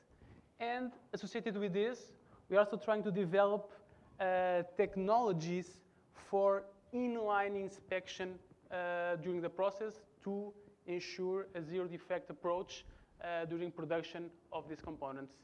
And most importantly, we want to upscale these technologies and promote its adoption by industry in the near future.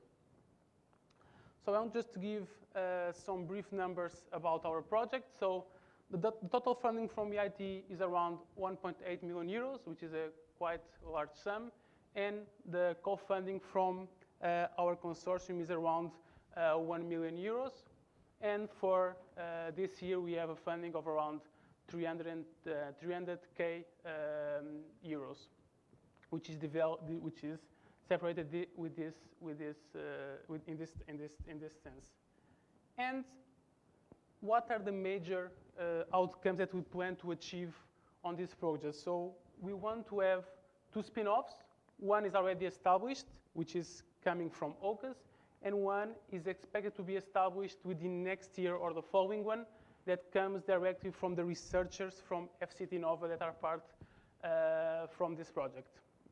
We have in total 5 PhD students and then master students involved. And in terms of projected revenues, we expect to complete the backflow mechanism to EIT in around 10 years. That is, we expect to pay EIT back the funding in 10 years in case that we have a successful deployment of these technologies.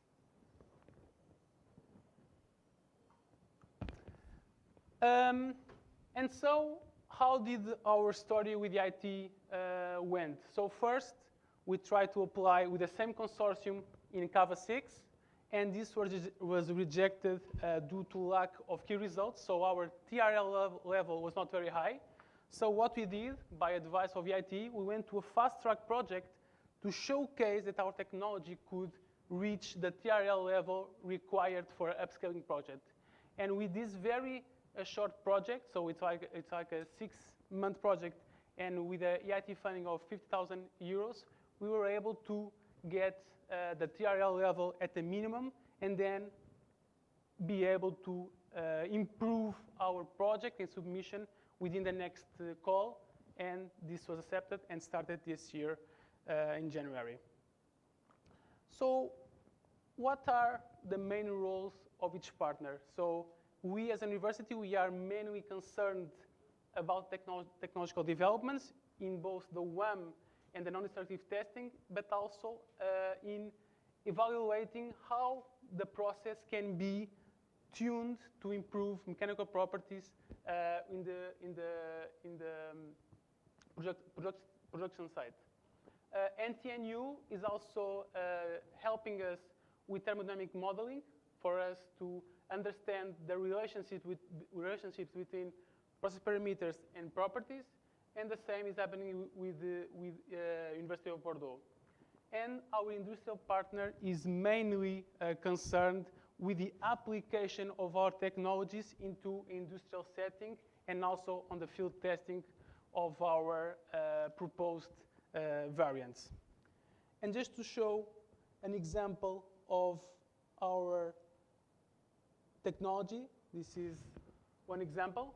So this is the 3D printing of steel. And what we are having here, we have some sort of a hammer that is deforming our material. And what this allows us is to reduce the potential porosity that is usually associated with these projects, with these processes. So by reducing the porosity, we do get much higher mechanical strength and much higher ductility. And of course, with that, we can use our material for longer times and in much more severe conditions.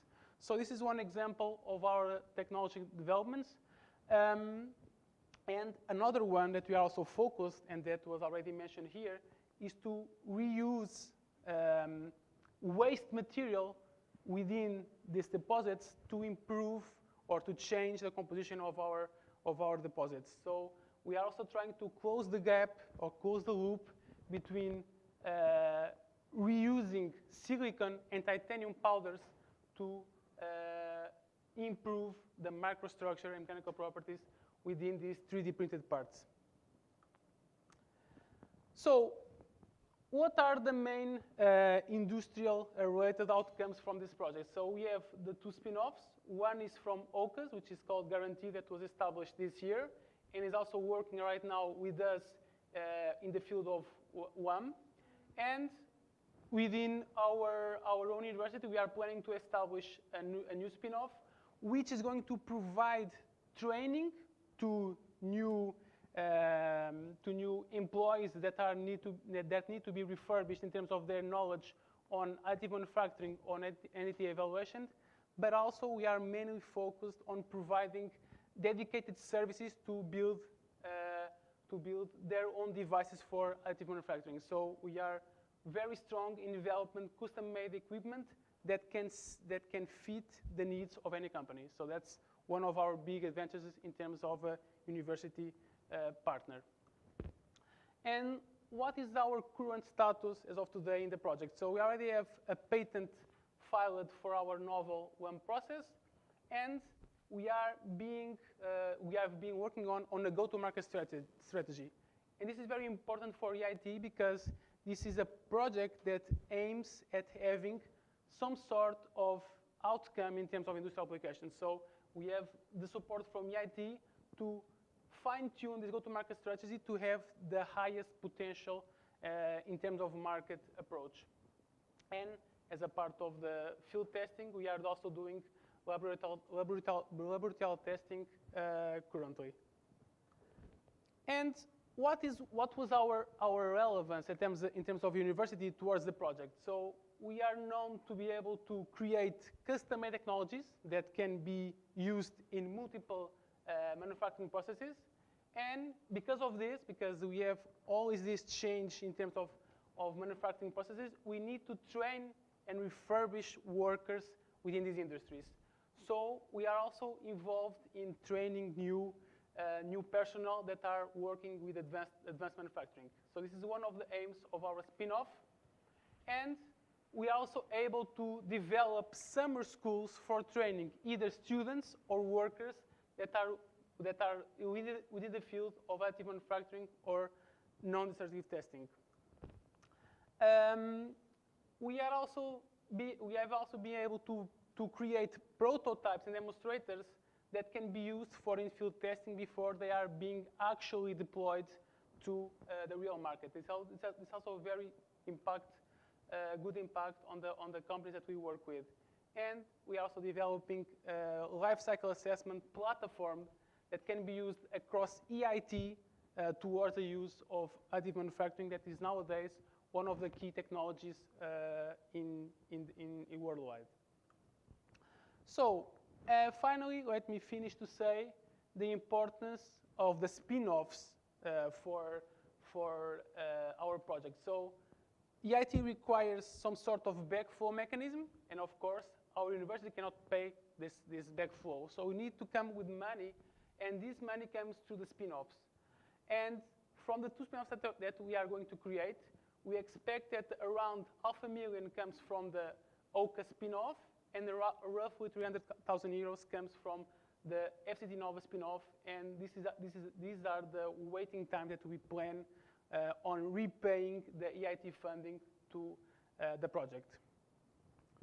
So what are the major remarks that I want to leave you today? So there is always the need to bridge the gap between fundamental and applied research, and this always requires a synergy between universities and industry, and we show that this can be done nicely with the EIT help. And although there is always some risks on these projects, we see that the EIT-funded projects can greatly help in transforming potential relevant laboratory ideas into industrial relevant applications. And we had a lot of help from EIT staff to help us refine our project and refine the content of our proposal so that we could be able to do a compelling case for getting funding. And with this, I thank you for your time and attention. And if you have any questions, please let me know.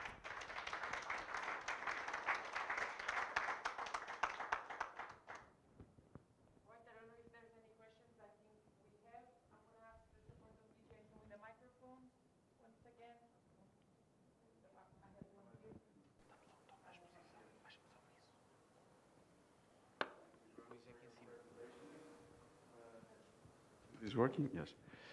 So my question is a bit more technical, but typically when you increase the young modulus, which is what you're trying, I understood what you're trying to do, I guess, you reduce ductility. So how do you combine this fantastic miracle? Yeah. So good point. So we can go very deep in here, but the point here is that we can create two things. We can create graded structures by composition or by design. So you can compensate the increase in young modules and we decrease usually with ductility by changing the composition throughout your build or by structural design. And what we are doing here, by using powders, that we can create one layer with one property, second layer with another property, and so on and so on and so on. And we are able to do this like a gradient of properties across your structure to avoid that loss of high strength, low ductility. So the idea, and we have seen this, we still have very high strength, high young modules, and also very high ductility because we can combine this microstructural control that is a big part of this project. Yeah, exactly. Yeah.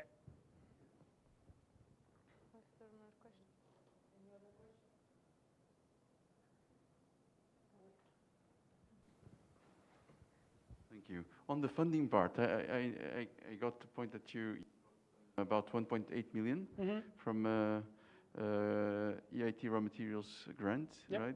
Yeah. And you're due to pay back if you're successful in a few years' time. I think is 8-year time frame. Yes. You should repay back contribution towards sustainability, I guess, of EIT RawMaterials fund or whatever. Can you explain why 300K? What's the terms? Can I explain? Sorry. Explain. Why I got the numbers is 300K that you should repay back. Yeah. So yes. If you could explain the mechanism. Sure. So here, our funding in terms of FCT is around 700 kilo euros, and we plan on paying back around 300 on our side, because we are a university. We don't have the large volume that our industrial supportive company is. So what we discussed with the EIT is two things. One, we are able to pay this backfill mechanism, that is one side, where from our revenues we get a certain percentage every year towards these funds, but we are also going to develop a LCA, lifecycle assessment platform, that can be used across EIT. This is more intangible value, but there is also this part of the backflow. And we are also doing the summer and spring-summer courses that we are going to develop during the next 2 years and then hand over to EIT because they have much higher, easy to reach out to different countries, and because we are only located here. So this is also part of the backflow, not only money per se, but the content for summer schools and spring schools, and the platform for LCA across EIT. Not only raw materials, but across EIT.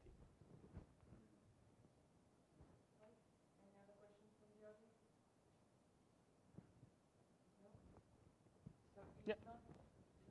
Thank you.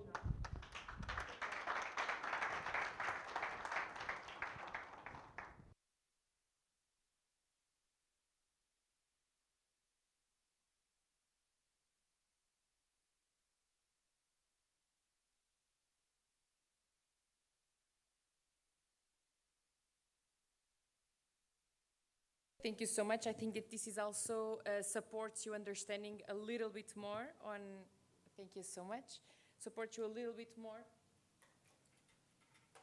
on exactly how these projects funded by EIT RawMaterials work and also what they are looking for. So it's a very, a use case for anyone that is at home. I also got a question, we are also getting some questions from the people who are online, and one of them was precisely if we could support in the matchmaking, even if you are not here presentially. And indeed, for those who don't know, there is, probably you have received, for everyone who registered, even if you are online, you have received an information regarding a platform where you can potentially meet. It can be either here tomorrow or it can be either online. But for those who are still not cleared out on how to use this matchmaking platform, we are going to have the Marketing and Finance Officer at EIT RawMaterials, Phuong Nestler, to explain you everything about how can you use this. So I'm going to pass the words to Phuong.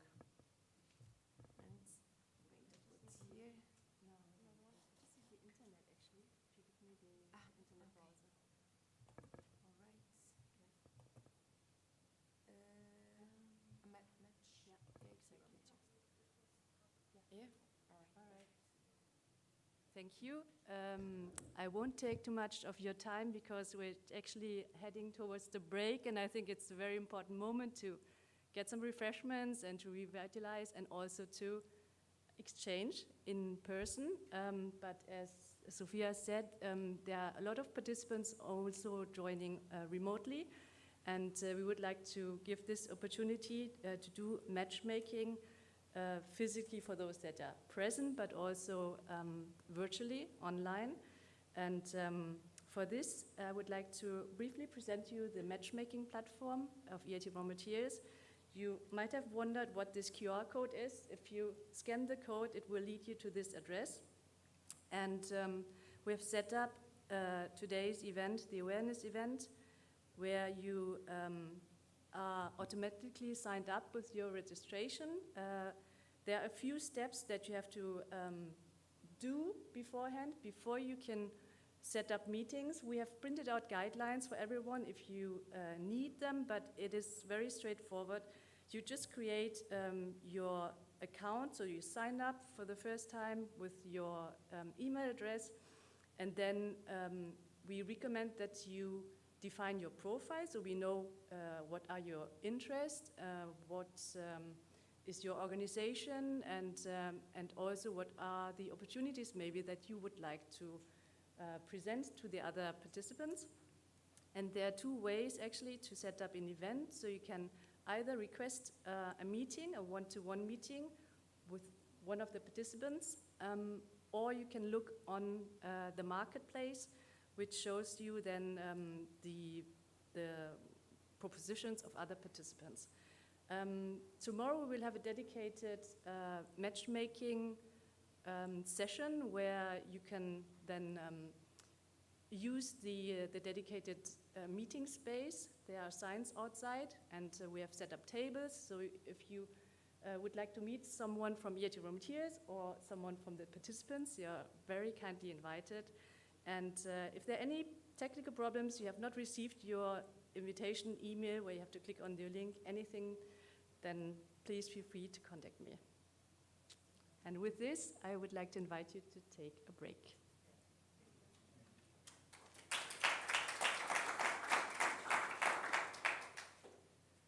So yes, indeed, we have the catering waiting for us outside. So let's stretch a little bit, go outside. Right now, you at least know already some of the faces representing some of the projects, so you can also address those. Also, make sure you do register in this platform. As I said, tomorrow after 11 a.m., we are just dedicating time for these. The meetings can be here tomorrow, or they can also be online. So enter on the matching platform if you have any questions. Please either ask Phuong or me or anyone inside the BGI team. We will also support you on that. Right now, we are going to come back after this break and matchmaking that we are going to have outside at 4:30, okay? So that's the time that we are going to have right now for a little bit of a matchmaking. For those who are at home, we'll be back at 4:30. Thank you.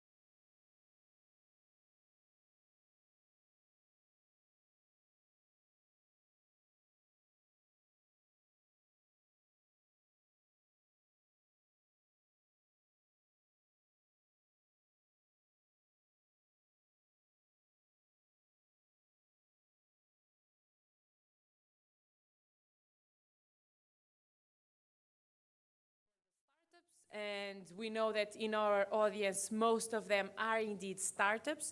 So this part is for you to know what actually EIT RawMaterials is going to provide you in that sector. And for that, we are going to have the Business Development and Strategy Manager from EIT RawMaterials to talk about the startup business creation and development activities that are now available for the startups. So for that, I would like to call to the stage Ouafae Cohin.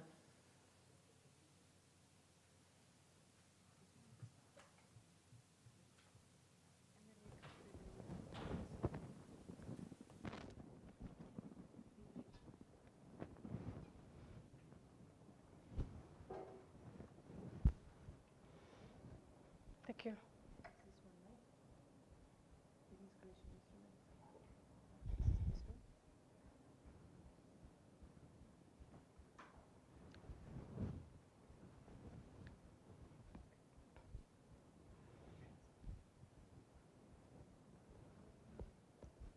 Thank you. Good afternoon, ladies and gentlemen.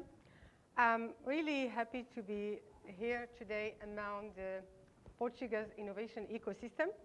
My name is Ouafae Cohin. I'm Business Development Manager at EIT RawMaterials, based at Central CLC, which is one of our 6 innovation hubs in Europe that covers 4 countries: Germany, Switzerland, France, and of course, Portugal.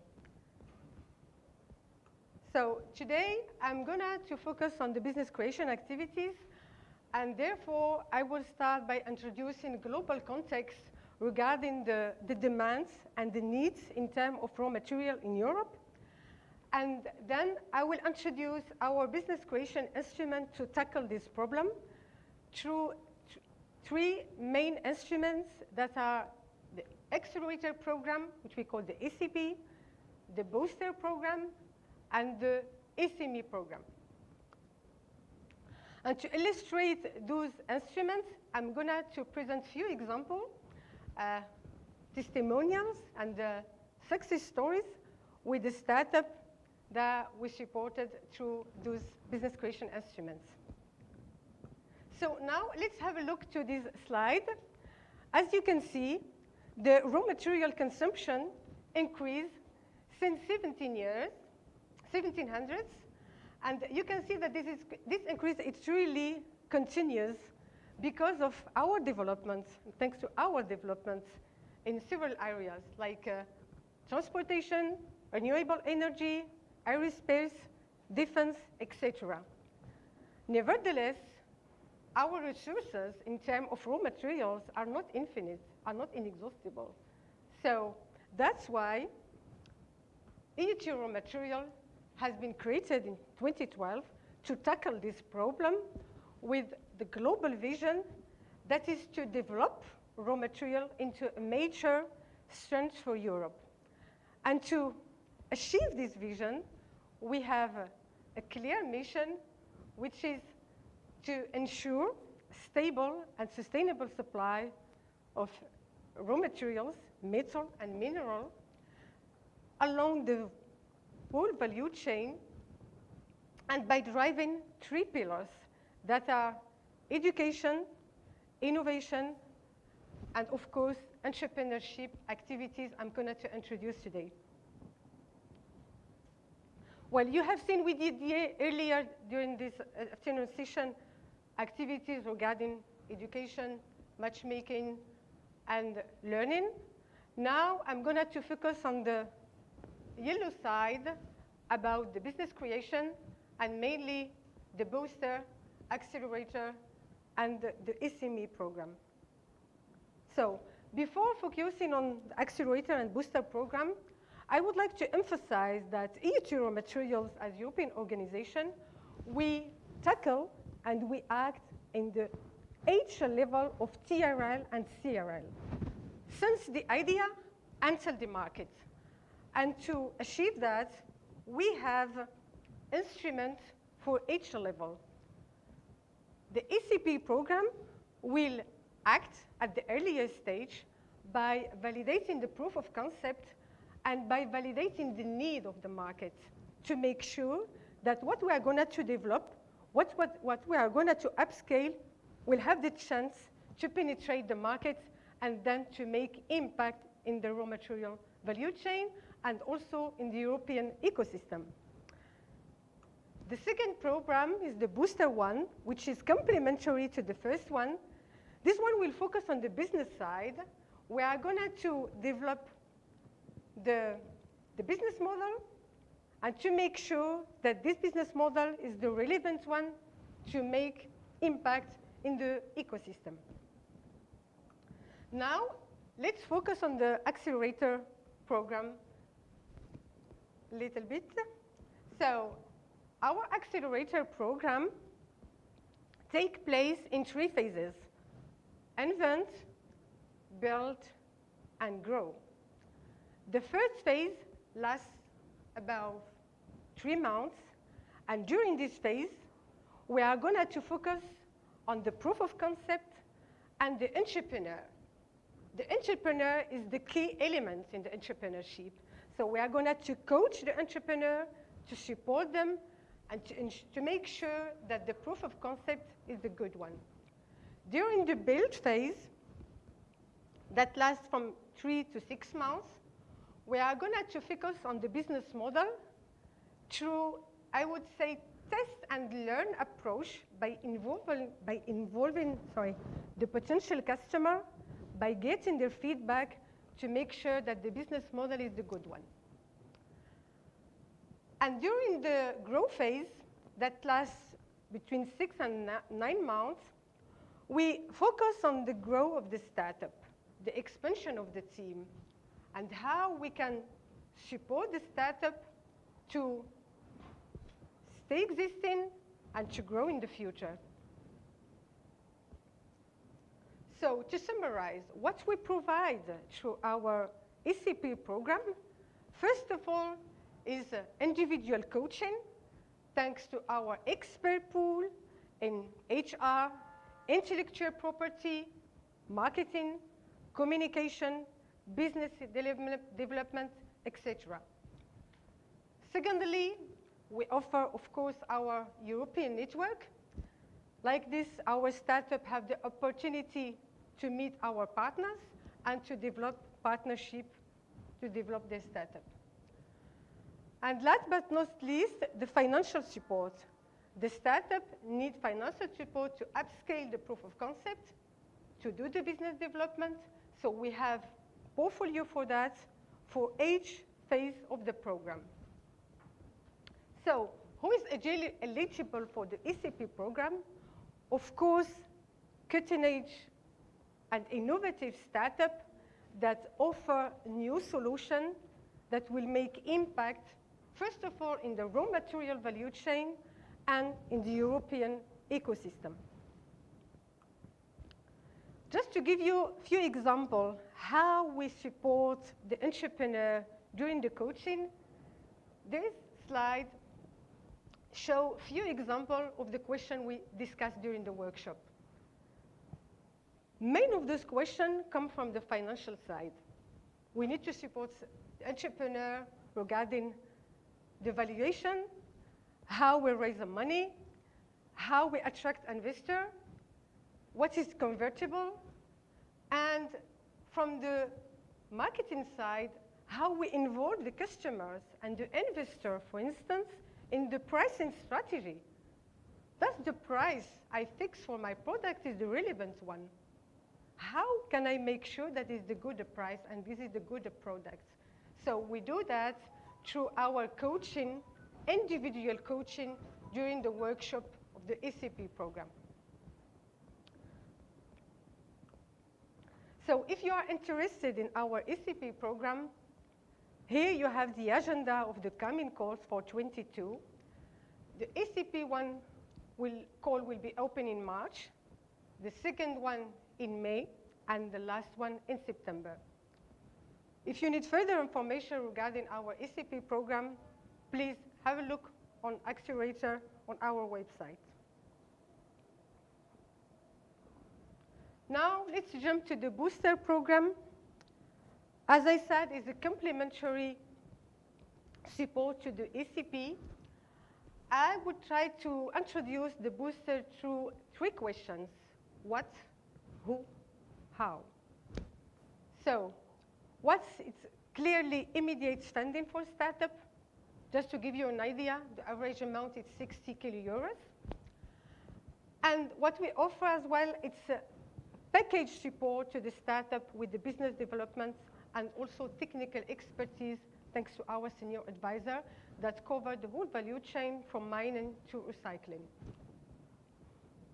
Second question, who is eligible for the booster program?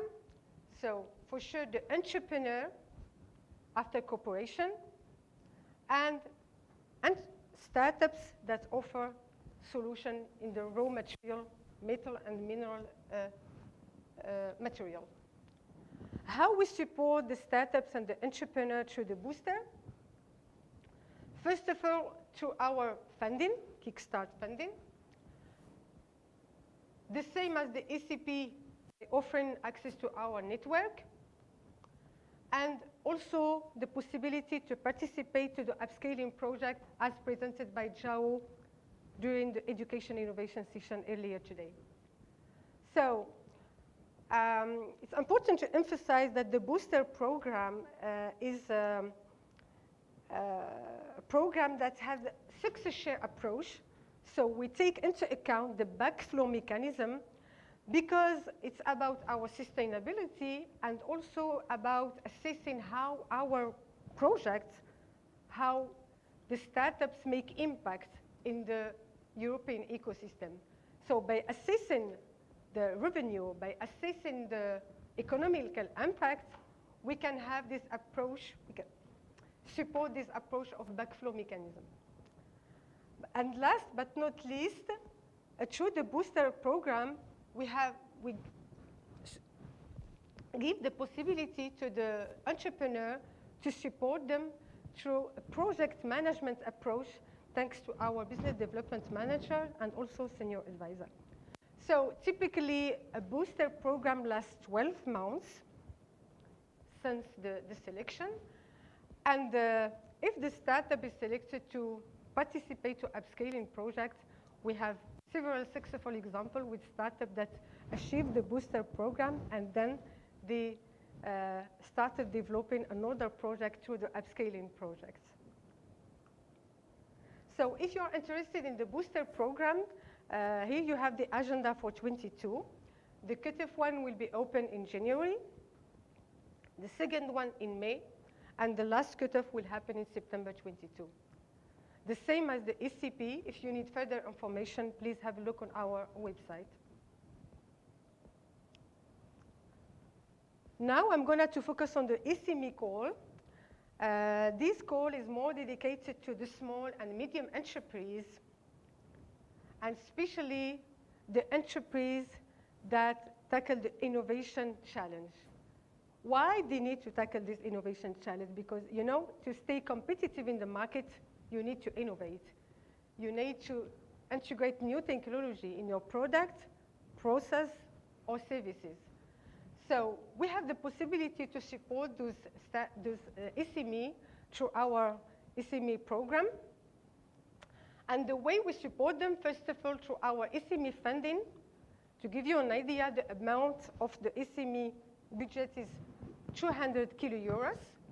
So this program requires a co-funding from the SME, about 30% of the total budget. And as the booster and the ECP program, the SME have the opportunity to participate to the upscaling projects. So one specification for the SME call is that when the project is selected and evaluated by EIT RawMaterials, the SME needs to become project partner by the start of the project. The reason why we ask this, to get the commitment of our SME and also to connect them to our partners pool.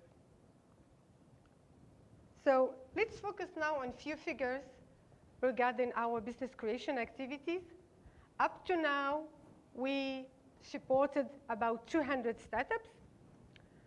The budget that was dedicated to investment activity was about 45 million euros, with external investment rise about 130 millions, and we supported about 100 idea holders and inventors.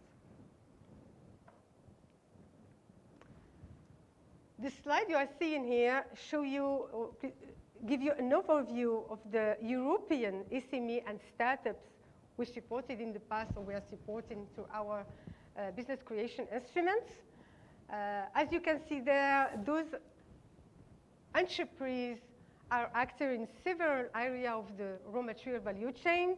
For instance, CISPRO from France are developing software to ensure safety and security in the mining sector.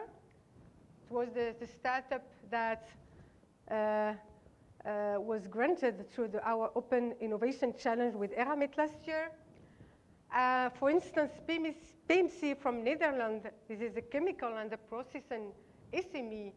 They're developing a really very, very interesting process to tackle the recycling problem and to valorize the contaminated steel scrap and to recycle the steel scrap to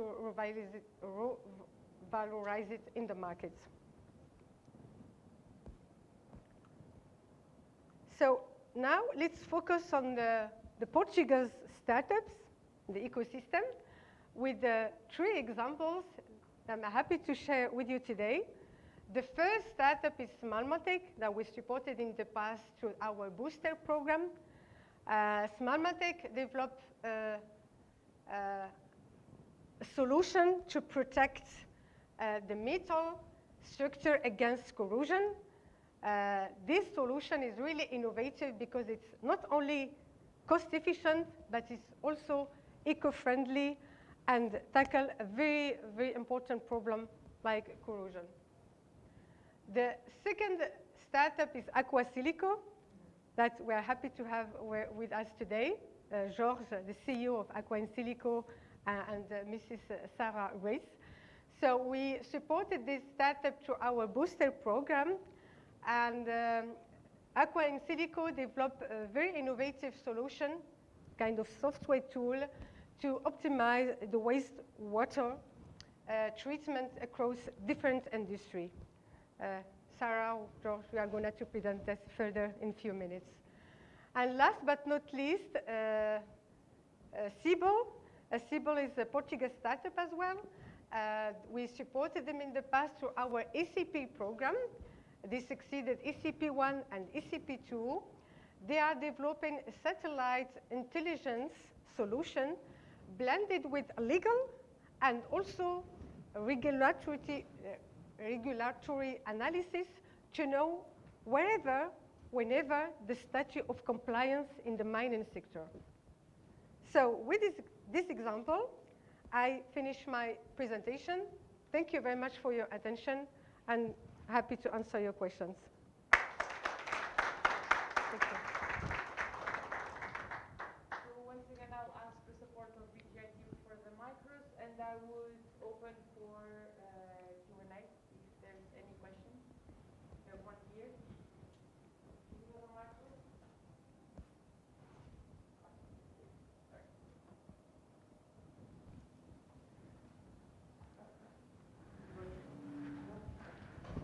Vai dar a volta e vai ficar naquele microfone quando ele acabar.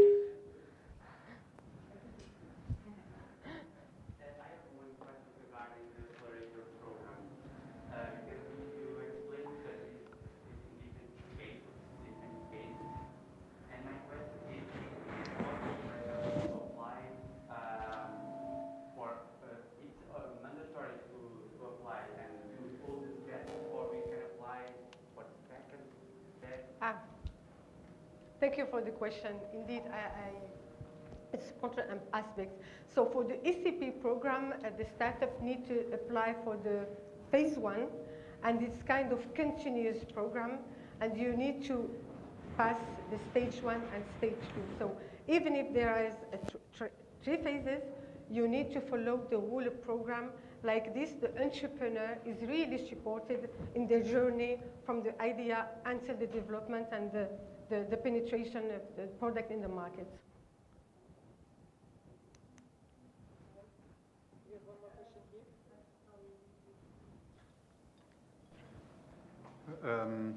My question is, if a company has already a product on the market and wants to upscale the business, is there any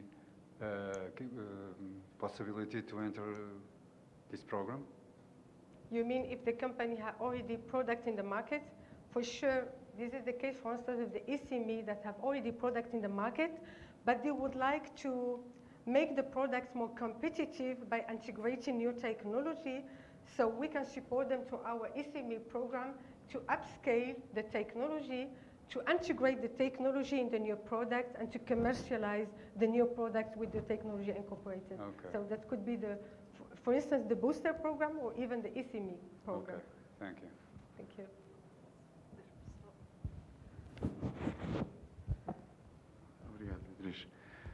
Thank you, Ouafae, for your great presentation on business creation opportunities. So my question, you mentioned several times, I heard the words minerals and metals. What about minerals from agriculture? We're talking about phosphor, recycling, and all these, let's say, ingredients that are really necessary for agriculture, for instance, because the cities, when we absorb the nutrients from agriculture, we are shifting the balance of nutrient cycling from the rural areas to the cities. And what we see is that there's the cycle is broken. Then the waste of food that was discussed in the previous presentations, and then the recycling of these nutrients is not complete into agriculture, for instance. This is also a big opportunity. Are you tackling any of these? So my question is, do you have any plans to tackle this nutrient cycling? We're talking about NPKs, phosphorus, nitrogen, and the potassium and other in this context of nutrient cycling in agriculture specifically. So if I heard very well your question, if I understood very well your question, is about the recycling side. Yes. Okay, so it's recycling. Indeed, it's part of our objectives. As you know, the business creation activities cover the whole chain from mining to recycling, but between, we have processing, exploration, the substitution of toxic elements by replacing them with the green and eco-friendly materials. So of course, business creation focus as well on recycling, and we have quite good portfolio in the recycling area as well.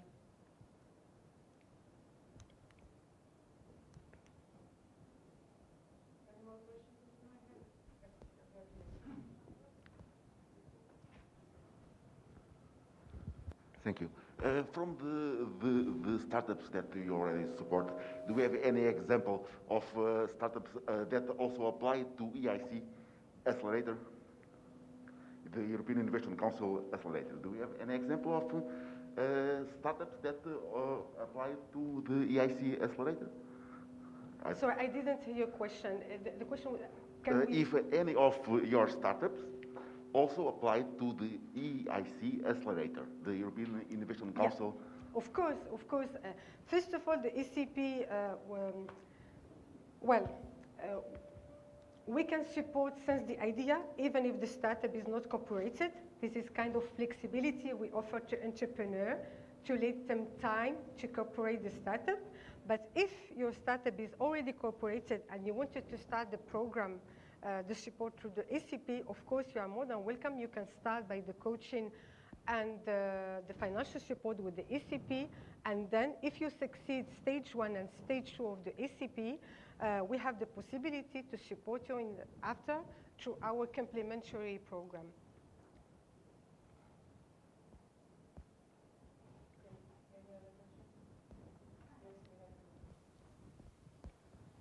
Thank you. Thank you for the presentation.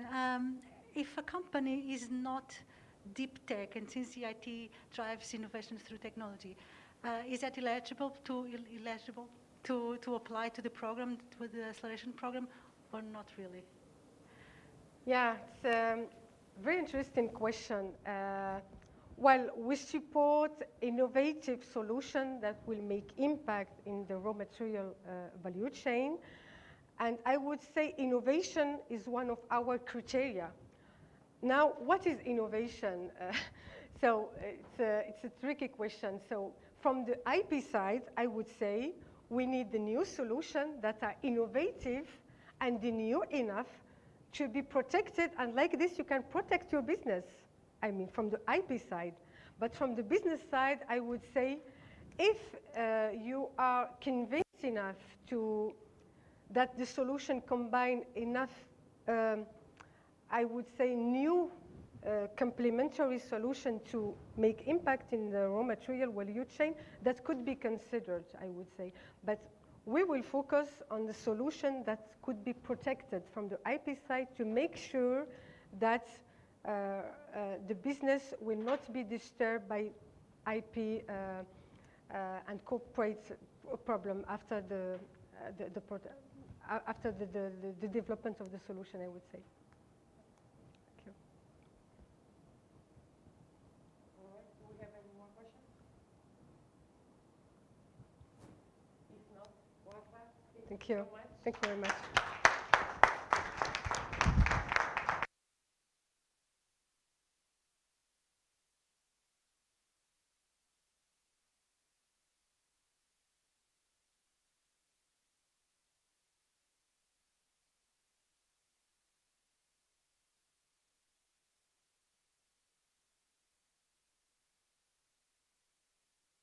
All right, so right now you just heard about some of the examples, and for that we actually wanted to have here the testimonial of some of the startups that we just mentioned.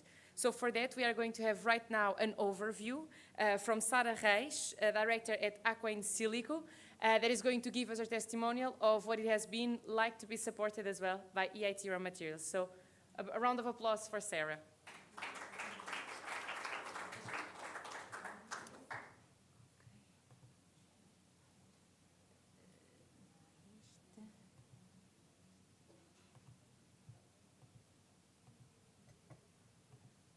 So first, thank you so much for this invitation from EIT RawMaterials to be here to present our case, our business. It was possible to grow our business during the last 1-2 years since we had the support from the booster call.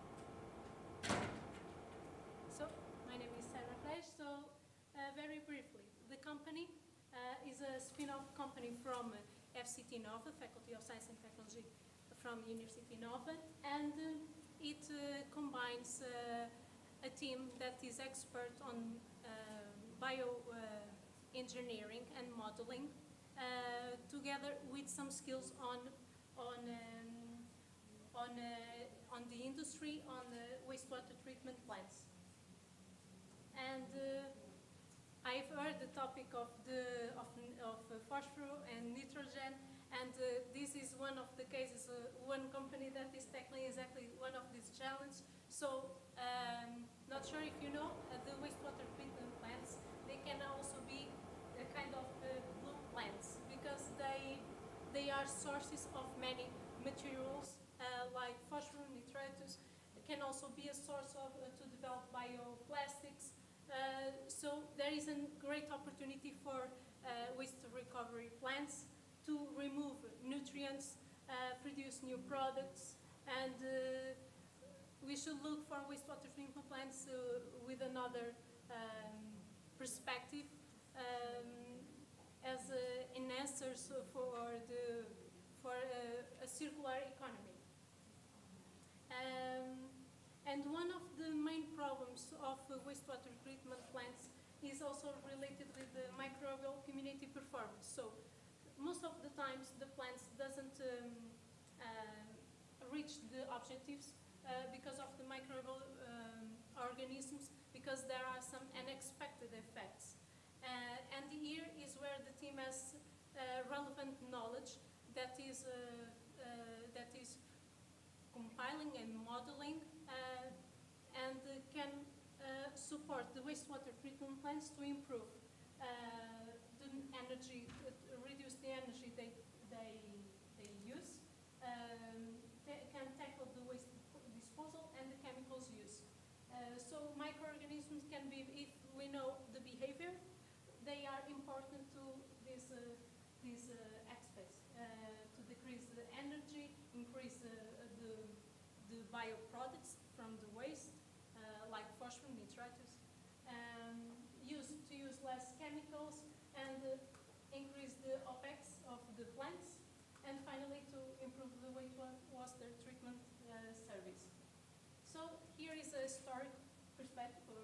So during 30 years at NOVA, there was a lot of research on how the microorganisms behave in plants, in wastewater treatment plants, and all this knowledge was modeled in a kind of algorithms to replicate what happens in the plant. Sorry, Sara, they cannot hear you. We are having some people saying that they cannot hear you. So you have to put this. Thank you. Okay. And in 2020, we incorporated the company. We brought to the team different skills. The team is from FCT Nova, but we also bring other partners to support the development of this business. And one of our first things that we have applied was to the booster call, and that was very relevant to effectively boost our opportunities, because during this period we were able to have a dedicated team to develop a pilot and prove what we were claiming in theory, that the models they work and they can be helpful for industry. So we have developed a pilot with Veolia where we validate some of our claims, and it was also very relevant for us to apply for a very competitive contest from United Nations Development Program. So with this opportunity to have a dedicated team, we were awarded with this support from United Nations to implement our technology in Cape Verde. So these are some of the claims that was possible to validate during the last months with the pilot with Veolia, that is a EIT RawMaterials partner. This is how it looks, our minimum value product at this moment. So we are developing these tools. So our knowledge on the microorganisms on wastewater treatment plants can be accessed and can be tested by potential customers from wastewater treatment plants, municipal and industrial, to increase increase revenues from bio waste, to have more phosphorus recovery, for example, to decrease the energy and produce bioplastics, for example. So our goal is to make these tools very helpful for different types of plants to have a better circular economy business model for all. This is the team that currently is supporting the company. So we have a mixed profile. We have Jorge Santos, the CEO, is here, and this was initially his project, his idea to identify that was a need. So we understood that plants were needing this kind of knowledge on the microbiological behaviors, and then we constructed a team to transform this knowledge into something that is useful for effectively for the companies, our potential customers. So this is how we foresee that wastewater treatment plants can be. They can be, and with our support, we can increase bioplastics production, have new sources, produce biodiesel, biofertilizers, that is a nutrient that can be recovered, and improve the wastewater treatment efficacy. And but the journey is just as started. So now we are very focused to understand how plants they need this kind of tools, and we like to have a strong business, strong product concept that can fit different needs of different plants. Something that we have learned during this year is, depending on the country, they have different mechanisms of working. So, for example, in Portugal, we have a very wastewater treatment plants are managed by public entities. But in other countries, they are very privatized. So we need to identify a mechanism to adapt to this kind of customers. And for us, it is very important, this engagement with companies to understand how to bring an interesting product for the market. Okay, thank you.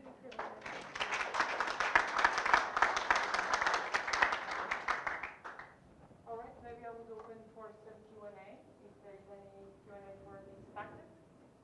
We have one here. So let me look for the mic. We have both of them.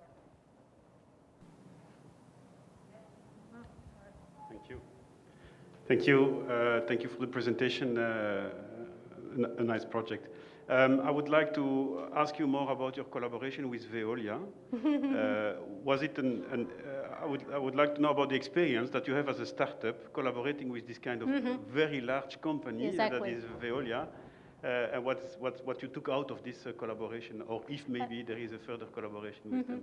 So this is a very good question, because we started developing a pilot with one of the main potential customers for this kind of tools. And it was very interesting because we learned a lot how they work, and it was possible to understand their ways of collaboration and how we can bring a product that can be interesting for them.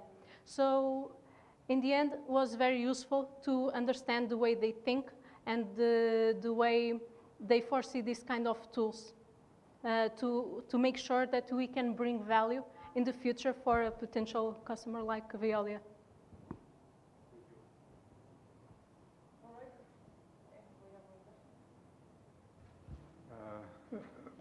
Very nice presentation and idea. I would like to ask, as your business model, you implement the software at these plants, and also, and it's for them to organize the end products of the process? So at this moment, and this is the interesting part of our grow, and the way how we grow, we understand more of this industry. And the way that we are organizing our plants in terms of product is to have a entry product, for example, that can help us to enter in the plants, and then develop additional components that can bring more value for these customers. This is the way that we are fine-tuning our product development. But we understood there are different plants, they have different mechanisms of implementing these tools, and we need to fine-tune our product development to make sure that we have a solution that fits all. Having a plant that extracts, produces any phosphorus, you can help them to sell that phosphorus product. So phosphorus, there is a directive that is being implemented, and phosphorus might be one of the reasons that potential plants approach us because of the regulation. But our models, they are not limited to phosphorus recovery, recycling. So this is something, as we grow, we hope to tackle all these challenges. and phosphor is one that we are more mature.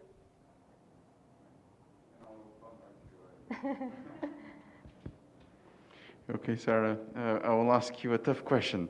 With BGI, we've learned that over many years that working with corporates, the larger they are, and fragile startups is quite hard.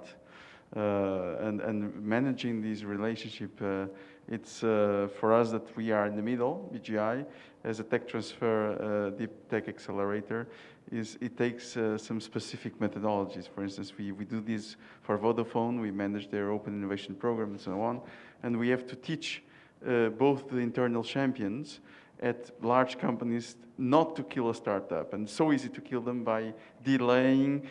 I mean, I'm not saying they do it on purpose, but the decision mechanisms, the changes in strategy, the expectations that sometimes the startups have, which are inflated, the lack of funding, which is oftentimes a reason why startups fail. They forget that they have to pay expenses and salaries and so on. So all of these reasons create kind of an explosive mixture for many, many factors to go wrong. What do you think an entity like EIT RawMaterials could do to improve some of these typical challenges, not to mention conflicts of interest, managing IP, and so on, appropriation of knowledge which may not be protected yet, due to some startup enthusiasm. There's so many, I can list 100 reasons why startups get killed working with corporates. In your vision, being you've been in both sides of the equation, what do you think are the top recommendations that somebody like EIT RawMaterials could improve in this relationship, which is quite complex? Yeah, I agree with all of that. And my suggestion, I will try to cover everything, but my suggestion is not to rely on just one partner. So not just rely on Veolia and that we are creating a business to be acquired by Veolia. No. So we need to make sure that we work in parallel with real business opportunities with other plants for Veolia to look at us with different eyes and doesn't see just this is just a startup. No, this is a startup that is testing the models and selling or providing the models to plants and have a pipeline or have a portfolio of clients. And we believe that is the way that will help us to be more relevant to a player such Veolia or Suez, for example. And is also what is very important to be careful is make sure that NDAs and all that kind of details are covered because they have a stronger muscle than us. So we need to create trust on them, but we need also to protect what we have. And what EIT RawMaterials could do? Maybe identify other players that or support engaging with small size entities as well. Yeah, that's a good point. To the mechanism, and or at least don't make the startups just think on only one big customer. That's a good point. Thank you, Sara. One final question. What's your IP protection strategy for AquainSilico? So we have models that are not public. And what can be interesting is also to collaborate with a potential partner is that with our knowledge, we can, and with the models, using the models, we can identify mechanisms of the plant to redesign and have better efficacy on phosphor removal, for example. So this can be, so we can create new IP together with potential customers. All right. I think we are done for the Q&A. So, Sara, thank you so much. Thank you.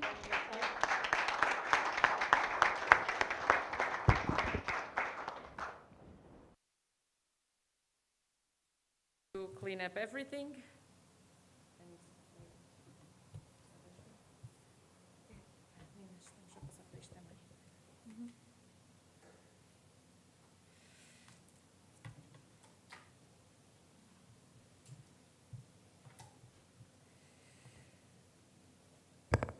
All right, thank you so much, Sara, for this testimonial, and I think that this also gives a little bit more tangibility on how and which startups are being supported by EIT RawMaterials in Portugal. Unfortunately, Sibel could not join us, so the Carlos Freitas is not here with us, but we are going for, right now, our next roundtable, and this roundtable will require us for a little bit of an adjustment because we are going to change the setting. What I would say is if you want, stretch a little bit for 5 minutes while both the team of streaming, because now we are going to have 4 panelists that I will introduce very briefly. And so we are going to readjust the space in order to have here the roundtable. So we will come back in 5 minutes. Thank you.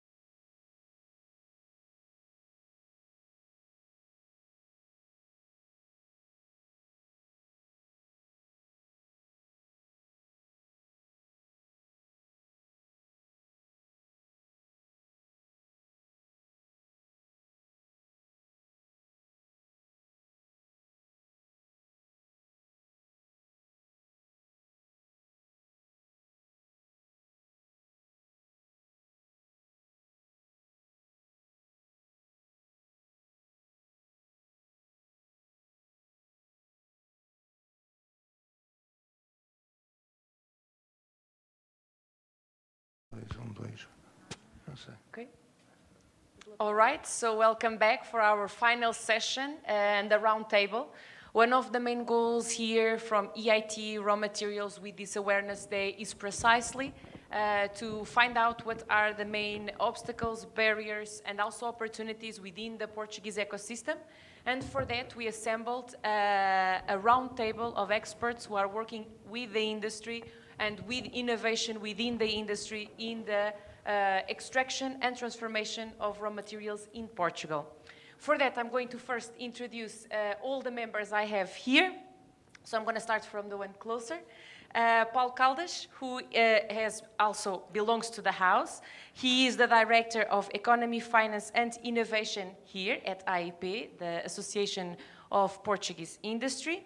After that, I introduce as well Alexandre Marques. He is with ANI, the Portuguese National Agency of Innovation, and he is responsible for the finance part and also law part, all related with EIT and EIC inside Horizon Europe and the previous Horizon 2020.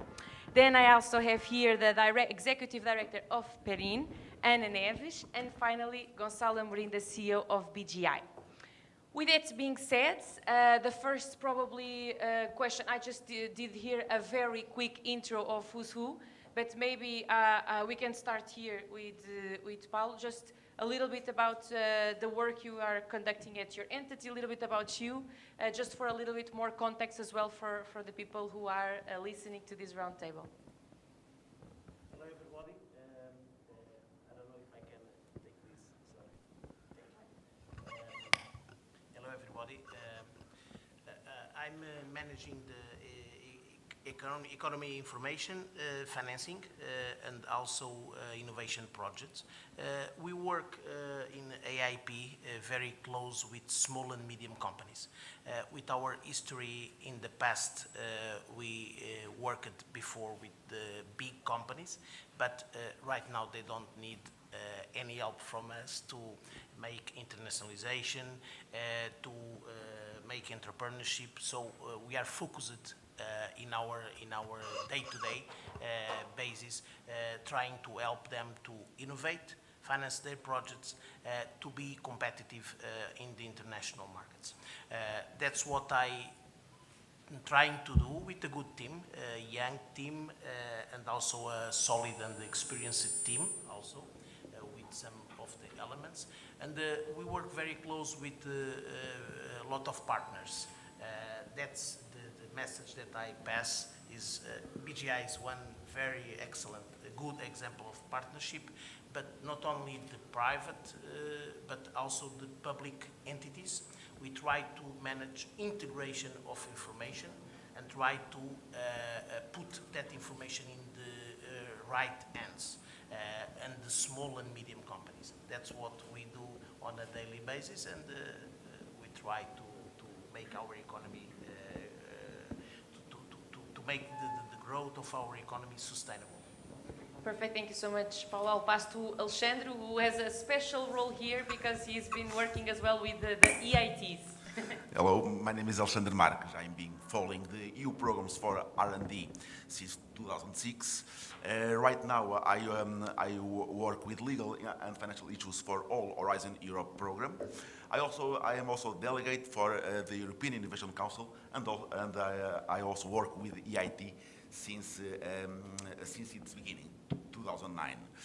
Our agencies and the National Innovation Agencies works with Horizon Europe, namely the Pillar 2 and 3, and we have a group of NCPs and national delegates that follows and supports the national community. Thank you so much, Alexandre. Ana, who is also over the umbrella of ANI, correct? You have your own micro, so we are trying to have one micro per. Yeah, perfect. Okay, thank you very much. So I'm Ana Neves. I'm the executive coordinator of Perin. Perin, what does it mean? So it means Portugal in Europe Research and Innovation Network.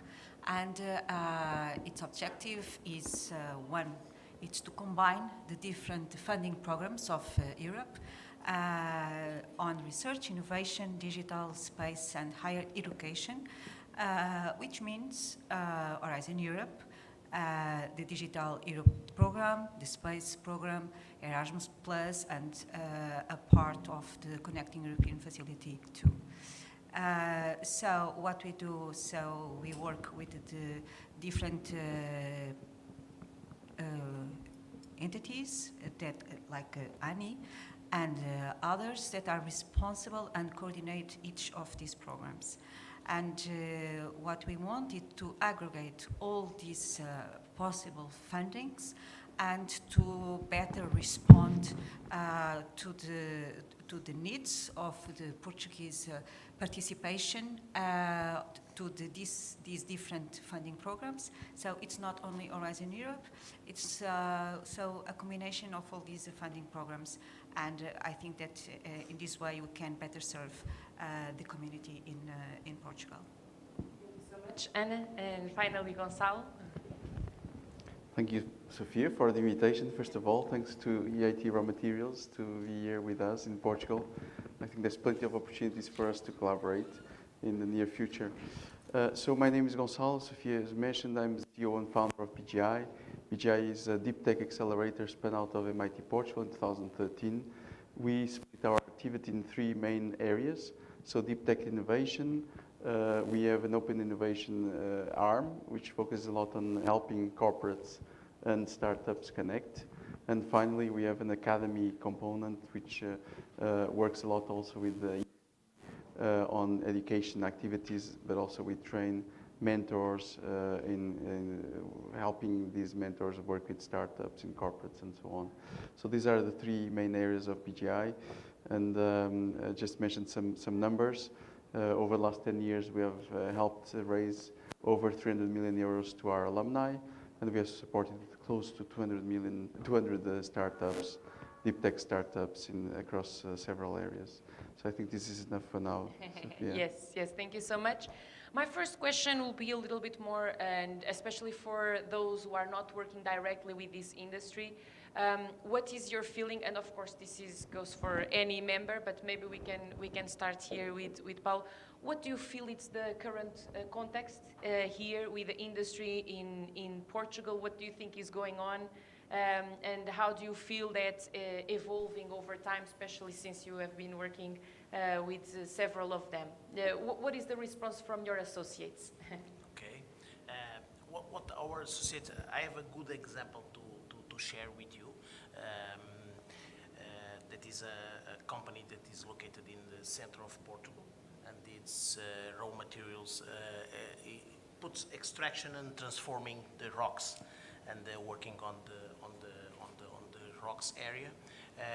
But first of all, I believe that the only way that our industry, and specifically our associates, tell us that the only way that raw materials and the transforming industry has to grow, especially to be competitive in international markets, is to qualify human resources and to make the digital transformation. And they are doing that. We feel that our small and medium companies, specifically the medium companies, are doing that very intensively and are conquering better results, not only financial results, but also results in the market, results with clients. Because they are doing that in the right way. They are doing that on a sustainable basis. They are respecting not only the technical transformation of processes, of products. The example of Solansis, that's the name of the company, an excellent example because they conquered funds, European funds from Horizon 2020 and other Portuguese funds, the productivity innovation projects. And what they made was they put all the company integrating the digital transformation of several systems, processes, product, and clients, managing the client, the markets, also on that transformation. So what I believe, specifically on this raw materials industry, I was the past 2 hours sharing some arguments with financing area on this industry situation. And I got this excellent example of what our industry is doing. Okay, this is not the global situation of raw materials industry in Portugal. What we feel is that almost around 60% of our companies on this sector uses a low and medium technology. But what we also feel is that Solensis and other good examples of this specific industry is growing on the right way, because they are, and the positive sign is that they are increasing technology use, and that makes something around 9.7% of increase on their turnover.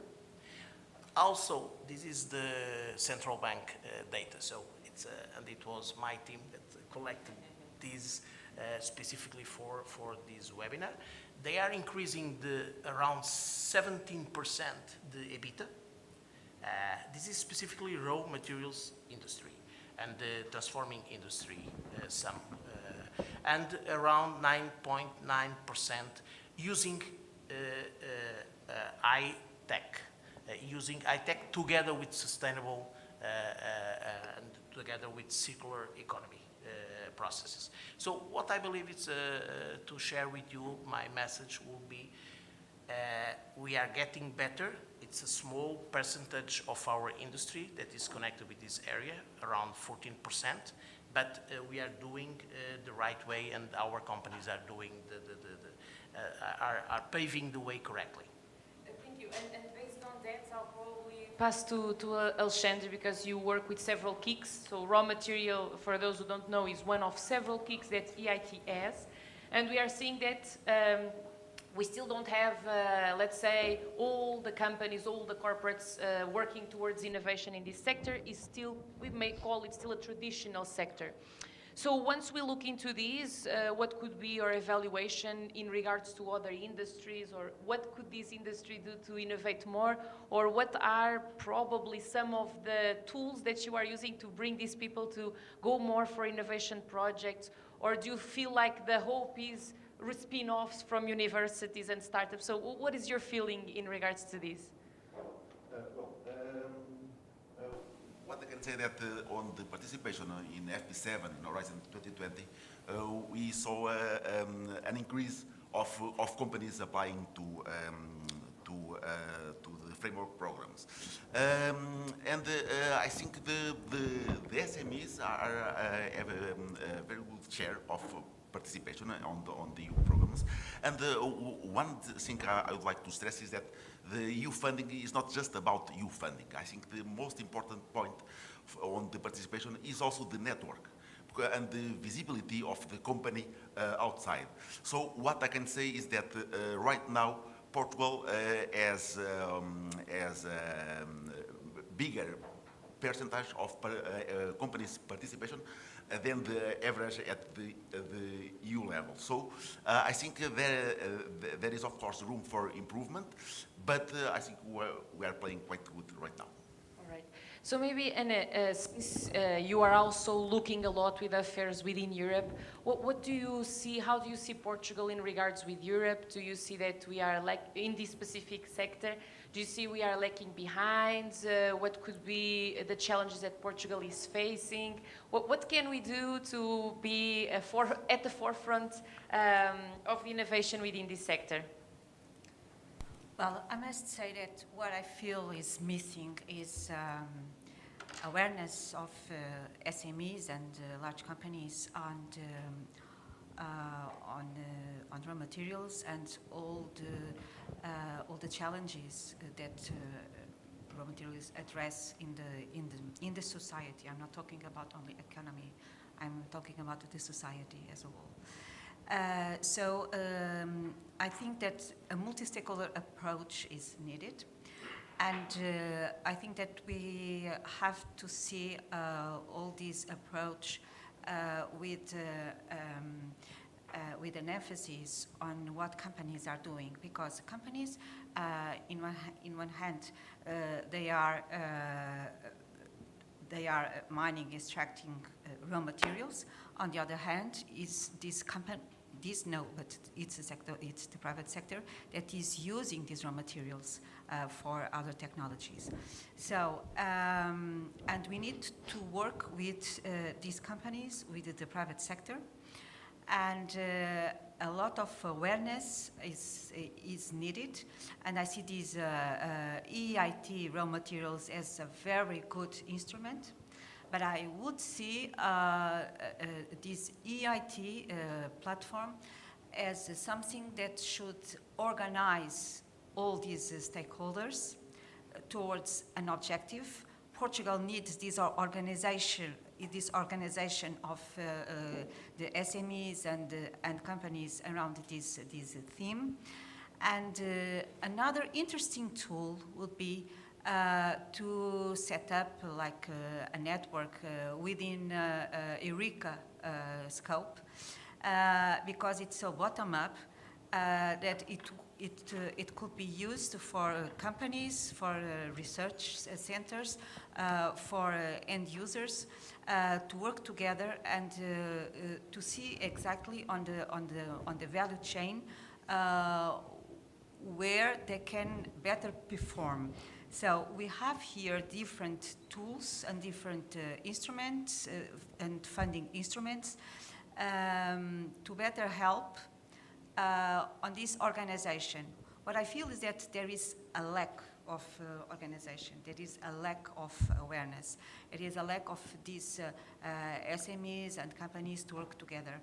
And so it's the major weakness that I see here. I know that we already have ERAMIN. I know that different platforms are being underway since the 7th framework program, but now I think that is time to better structure all this approach.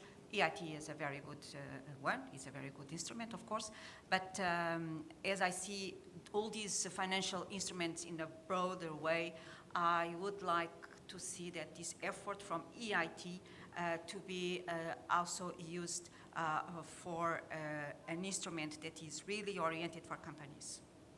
Eureka. All right, so one of the questions I would like to ask Gonçalo, especially because at BGI you have to work with the universities, with the corporates and with the startups. What do you see as potential opportunities for innovation? What do you see that the trend would be, where this innovation is coming? Do you see any specific kinds of technologies? Today we talk a little bit about sustainability as well. There are several opportunities within Green Deal and other initiatives. Where do you see this going and the trends for the future? Anna said here several opportunities as well and initiatives, but what would, in your opinion, would be the next years for Portugal? That's an easy question to answer. So let me give you my opinions and perspectives on that. I think the Portuguese industrial landscape is changing fast. I think Portugal is becoming a much more let's say, resilient and a much more highly educated country on a global perspective. We have examples of excellence in Portugal. Paulo mentioned one. There's many others across all the industries. We have an excellent mold industry. We have an excellent automotive industry. Those examples are easy to pick. The issue we have is that in terms of raw materials, most of the industry is still not aware that what is called desperdício or waste is actually, there's value in there if they have the means and technology and the markets to valorize that, to give a value, put a value on that waste. I think this is where the challenge is.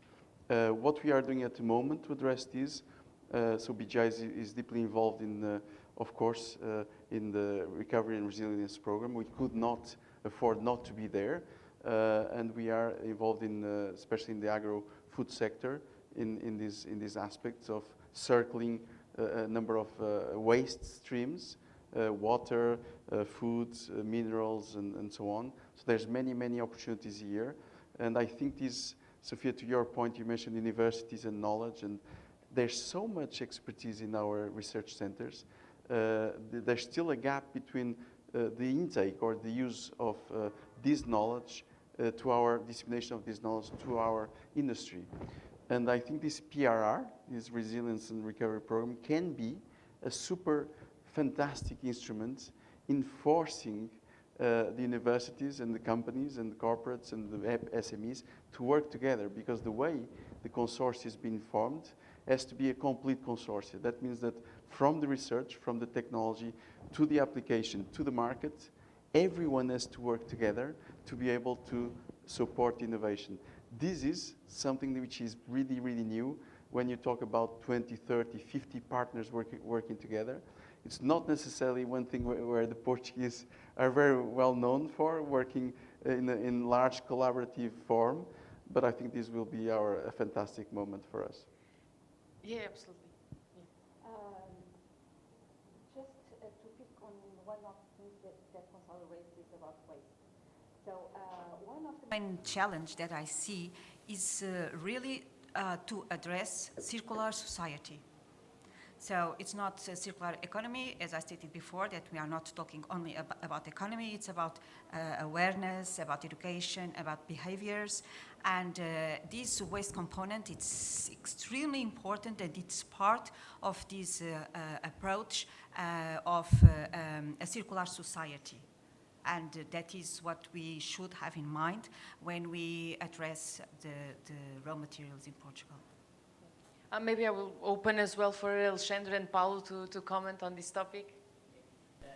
Just to add one information that is important.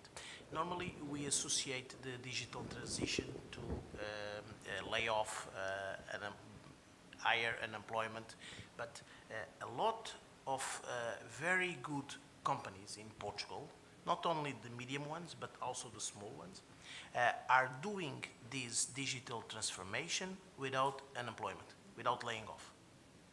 Are putting the persons, giving them higher qualifications, different qualifications, and making the transition for clients' quality, for control. And this is impressive, and this is very, very important and a very good example. So even in this industry, not only the Solensis example, but we had also another company from other sector, as Gonçalo said, there are a lot of industries that are doing the digital transformation without laying off, without unemployment. And this is very good, because making this kind of transformation is helping the society on a sustainable basis, increasing their own qualifications. That's one specific something that I would like to share with you. Other thing, on other end, Gonçalo said about the PRR, the resilience program. I completely agree with you. I believe that the main problem in Portugal for many, many years and many, many decades is that a lot of organizations work alone completely. Even the associations, we have more than 1,000 associations in Portugal. They are too much, because a lot of times we are doing the same. And it's important to integrate. And what we are seeing now is that, okay, if you want money, if you want funds to a good project, you work with your partners. And you are sharing a common goal. If you want to go far, you go together, right? If you don't find a consortium to integrate, it's because you don't contribute on an excellent basis and enough to do it and to be effective on that. So I believe that even on the Portugal 2020, it started like that. I believe that we are paving a good way. The problem is that's the positive thing. The negative thing is that we are not being quick enough effective. Portugal is not doing. I believe that speaking on the macroeconomic way, we are running, but we need to run faster. Because other European countries, we are in a global city, other European countries, the Eastern European countries are doing the same of Portugal, but faster. So and maybe are prepared to do it. So so we are okay. We are integrating. We are facing new challenges together in consortium basis, but we need to go faster. My supervisor on my thesis said to me, I said to him once that I needed to do my thesis, and then he said, no, he corrected, no, you need to run and very, very fast. Otherwise, you will not do it. And that's the case of Portugal. So on that topic, Alexandre, I think that it would be also interesting to understand, and because Horizon Europe does foster collaboration within countries, for us to run faster, should we partner up with neighbors? Should we partner up with other European countries? How can we do it? Is that envisaged? Does that make sense from a point of view? I mean, we see that we have to aggregate and join forces in Portugal still, 1,000 associations, but also how can we drink from the best practices outside, and how can we do it in a collaborative way? How do you envisage this? I think Horizon Europe is an excellent way to learn with best practice not just at the European level, but also at the world level, because sometimes there are topics that certain countries are mandatory, and we should learn from the best practice anywhere. And well, the sustainability issue is a big issue for Horizon Europe. In Horizon 2020, 60% of the proposals should have sustainability on the top. Right now, this is everywhere in Horizon Europe. Even the open calls should take into account the environmental issues. So I think Portuguese entities, companies, universities should seek and also share, because there are also best practice here with at least at the European level. So maybe because we have here our panel as well from EIT RawMaterials, I would first ask if you want to also ask here some questions to our panel, also from the conclusions you want to take from here. Maybe if we don't have another microphone, we don't. I would just like support from our dear BGI team to clean up, and so I can pass to, to the team. Do we have another one? Okay. Perfect. So, all right. Thank you. Thank you for giving us these insights, very, very rich and important for us. My question is, one of our targets is, of course, to create new jobs in Europe with innovation projects. How do you think we could support SMEs better to connect within Europe and to create jobs in Portugal, in Europe? Maybe I can tackle this question. Thank you very much. I think that's when we look at the landscape, the fabric of SMEs in Europe, we see that they are really the driving force behind what is the economic engine of Europe. Of course, we have some large companies which are fundamental, but the SMEs is really where most of the employment is created. We know that, so we need to take care of these SMEs in a very special, nurture this in a very special way. My vision is that organizations such as EIT, with the 9 KICs, are paramount in connecting this fabric of complementarity. So each of these countries has their specialities. For instance, if we look at Portugal, we can see a very competitive today industry in several sectors, from traditional sectors to high-tech sectors, mold industry, space, satellite, and so on, and very traditional sectors such as shoe and fashion, now with working a lot with Italy and so on. But we can go sector by sector. I think we could do a better job in trying to match the needs of these SMEs.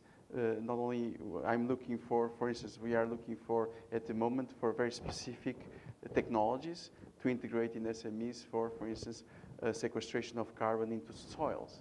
This is a very specific problem with Europe. 2/3, for instance, of soils are very infertile, and they need to be, they are dependent on agrochemicals, synthesis chemicals, which are creating lots of problems for the water cycling, for instance. So there are some very good use cases, but giving a floor, giving awareness of these cases, technology-based cases, and then connecting them to the companies that can endogenize, that can absorb this knowledge and put it to practice. I think this is where places like, for instance, the US, they are much more easy because maybe it's more unified, same language, same culture. We know that working with the US for many years, we know they do it better. And we need more SME instruments. We need more of this kind of the IC. I think can play a real, but Alexandre, this is really your turf. And we see that based on SME instruments and so on, we are starting to understand the importance and the mechanisms that are required to make this happen in a more efficient way. Having said that, I think there's still a lot to be done. And the kicks in general, from our perspective, and we are involved in BGI in 5 kicks, and every year we get more involved and more within the core partnership of the kicks.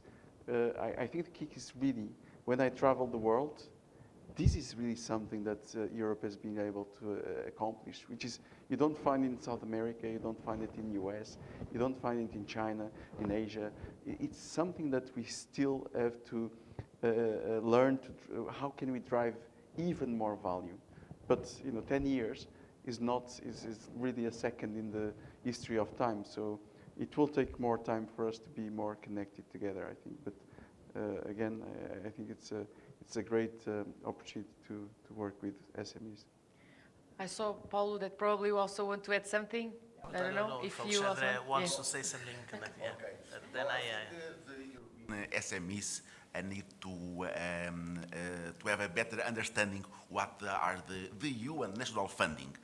Talking about Horizon 2020 and Horizon Europe, I think we should foster the collaboration between universities and companies, and not just the high-tech companies. Sometimes the low-tech companies are also an important player. We have an example of a low-tech company that has an innovative process, and I think it was the Danish universities wants to make a project, a collaborative project with them.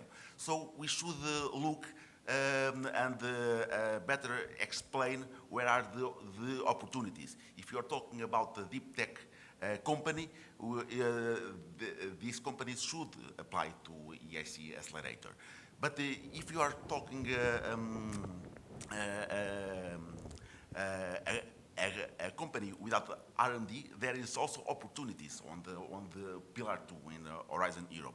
And of course, EIT is also a very good opportunity to all in innovative SMEs. I don't know if Anna or Paul, you also want to add something to this question? Anna? Yeah? And then I can... Ladies first. Gentlemen. No, only to state that we are talking about the raw materials sector, and this sector will have to address 2 main things. One was already mentioned here, which is the digital transformation. And the other one is the Green Deal and the sustainability. And with this in mind, I think that for Portuguese companies to network with the right stakeholders from Europe is key. So to run faster, as Paulo said. So to run faster, we have to connect with the right networks and with the right stakeholders, because in that way it will be easier, it will be faster, and the competencies, the new competencies that include the digital competencies, but other soft skills, etc., they have to be part of this revolution towards a new structure in in the landscape of these companies for better jobs. Yeah. There is an interesting paper of Banco de Portugal, Central Bank, that states the following. In the next 20 years, our potential growth will be annually something around 1%, less than 1%. And the European Union average, the potential growth will be around 1.4% potential growth. The only way that we have to change this is to increase productivity. But how we increase productivity? And then we have to look to our small and medium-sized demographic situation to analyze it. So what and the same paper states the following. If we work hard on fiscal and contextual incentives, so we have to decrease, we have to make some chalk on this area, we will increase the potential product in 7%, potential growth, 7%. Go faster. If we increase innovation, doing networks, doing the consilium, doing the consortium, we can increase the potential product in something around 8.5%. It's very good. The higher increase, it's based on competences, human capital. It will be around the increase in potential growth, 28%. So, can we combine all of them? I believe that we have to combine it. And we are doing it. We have to combine it. Because the major problem of our companies is capital. The major problem is size. They don't have enough critical dimension to do things. We have a lot of familiar, small, medium. We have to put the small companies upscale to medium companies and the medium companies to grow to big companies. That's it. Mergers and acquisitions. So to do it, all of this, we need public policy. We need public programs. We need a public program for capitalization and for mergers and acquisitions. Because culturally, we don't have small and medium companies do it by themselves. They have to be supported in something, ancillary services that can help them to pave the right way. So I believe that this is indeed, we are doing well. There are a lot of programs. We are integrating very good companies, small and medium companies in Horizon Europa will also happen in Portugal 2030. Okay, but we have to rush up. If you allow me, Sofia, on that note of public policy, I think the recently launched collaborative laboratories is a fantastic way to tackle the innovation challenges of SMEs, because when we look at them, they don't have an innovation department. I mean, they have maybe 20, 30 people. I mean, the critical mass and resources that you have. And the question was, how can we create new jobs? It's very simple. To create new jobs, we have to have more productivity, we have to have more operational profits, and to have an opportunity to grow. And that will come only from innovation and to, more sales. In order to have more sales, we have to increase the size of these companies. But the recently created collaborative laboratories, when we look at the associations, because these are not-for-profits, we always see SMEs, we see universities, research centers, and we see some larger or medium-sized companies working together again, 10, 15, 20, up to, because in fact there's a limit of 20. And these collabs are already 35 or 36 in size, and they created a lot of, they also resolved another problem, which was in Portugal, the indigenization of PhDs and postdocs. I think the numbers are now known about almost 1,000 of these highly qualified people have been absorbed now into these structures. And the mission of these structures is very simple, is to increase the competitiveness of these SMEs. Yeah. That's it. Because on these raw materials issue, our economy is growing on this sector. We are increasing the exports of copper, lead, zinc, wolframio, and one thing that is important is tungsten, and one thing is really important. We have an equilibrium. It's not common, but in this sector, we have an equilibrium from north to south. We have mines. We have mines from Boticas, gold, up to Neves Corvo in Castro Verde. Castro Verde is one, and Beja district is one in Alentejo, is one of the more sustainable financial and productive council because of this. So it's something that it's good because this equilibrium, it's not common. So I believe that we can do it.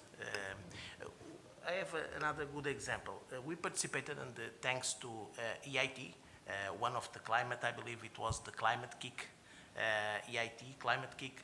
We participated in the past 3 years on the Cross Ideas project because of the connection and the labs, the innovation labs. And the Cross Ideas project, we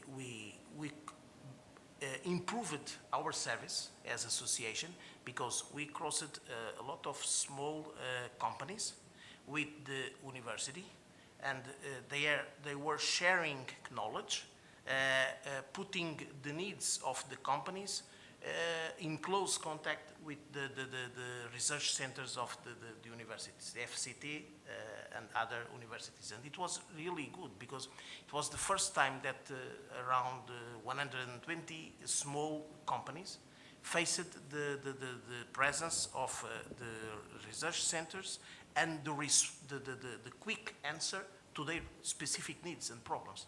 It was effective in 6 months program. It's working. We have some questions from the public, so I'm also going to ask, we have Didier maybe, and then we have Adrien.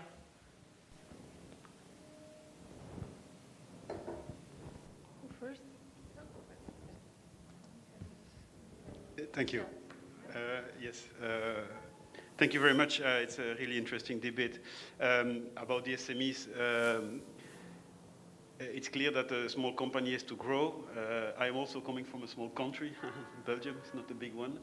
And it's clear that for companies to grow, they have to find new markets, which will not be local markets because probably they are occupying all the local markets. So my question is effectively, if we have organizations like the KICS, like the EIT RawMaterials, where we have lots of partners everywhere in Europe, what we try to do is effectively to open, I would say, markets maybe outside the country. My question is effectively about this. How do you support, or is there any support to the SMEs to facilitate effectively the access to external markets, I would say European one or global ones? Do you have this kind of support that will that supports SMEs, particularly the large ones? I'm pretty sure they can do it by themselves. If this is something that effectively is I can answer. I can give you our experience on that, Michel.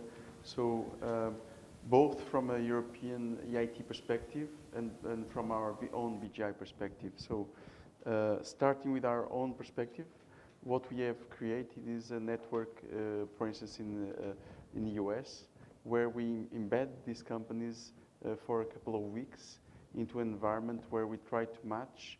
It's quite intense for Sofia's team. Business development, so it takes about 6 months to prepare this travel to be incisive. So what we try to do is select, I won't say deep tech startups, but they are innovative companies, in a lot of them in digital spaces, working across many industries. Could be waste streams, could be optimization of enterprise systems, hospitals, and so on. And what we find is that we have excellent cases when we take these companies to the US. There's really interest because we tend to be quite effective from a cost perspective when compared to US competitors. What we miss is the speed, the urgency. So we're not so good in responding fast. We are shy, and there's a number of cultural communication challenges that take place that we try to intermediate. BGI tries to oil the machine. So those are the negative sides. But we have had very good experiences. Also in Brazil, what we are trying to do is launch a hub for not only Portuguese and European companies to launch in Brazil, but also, and these are startups, but also SMEs which are established in Brazil to come over to Portugal. And what we see is that a lot of them are in fact very raw material related. We are talking about agro, but also mineral and so on.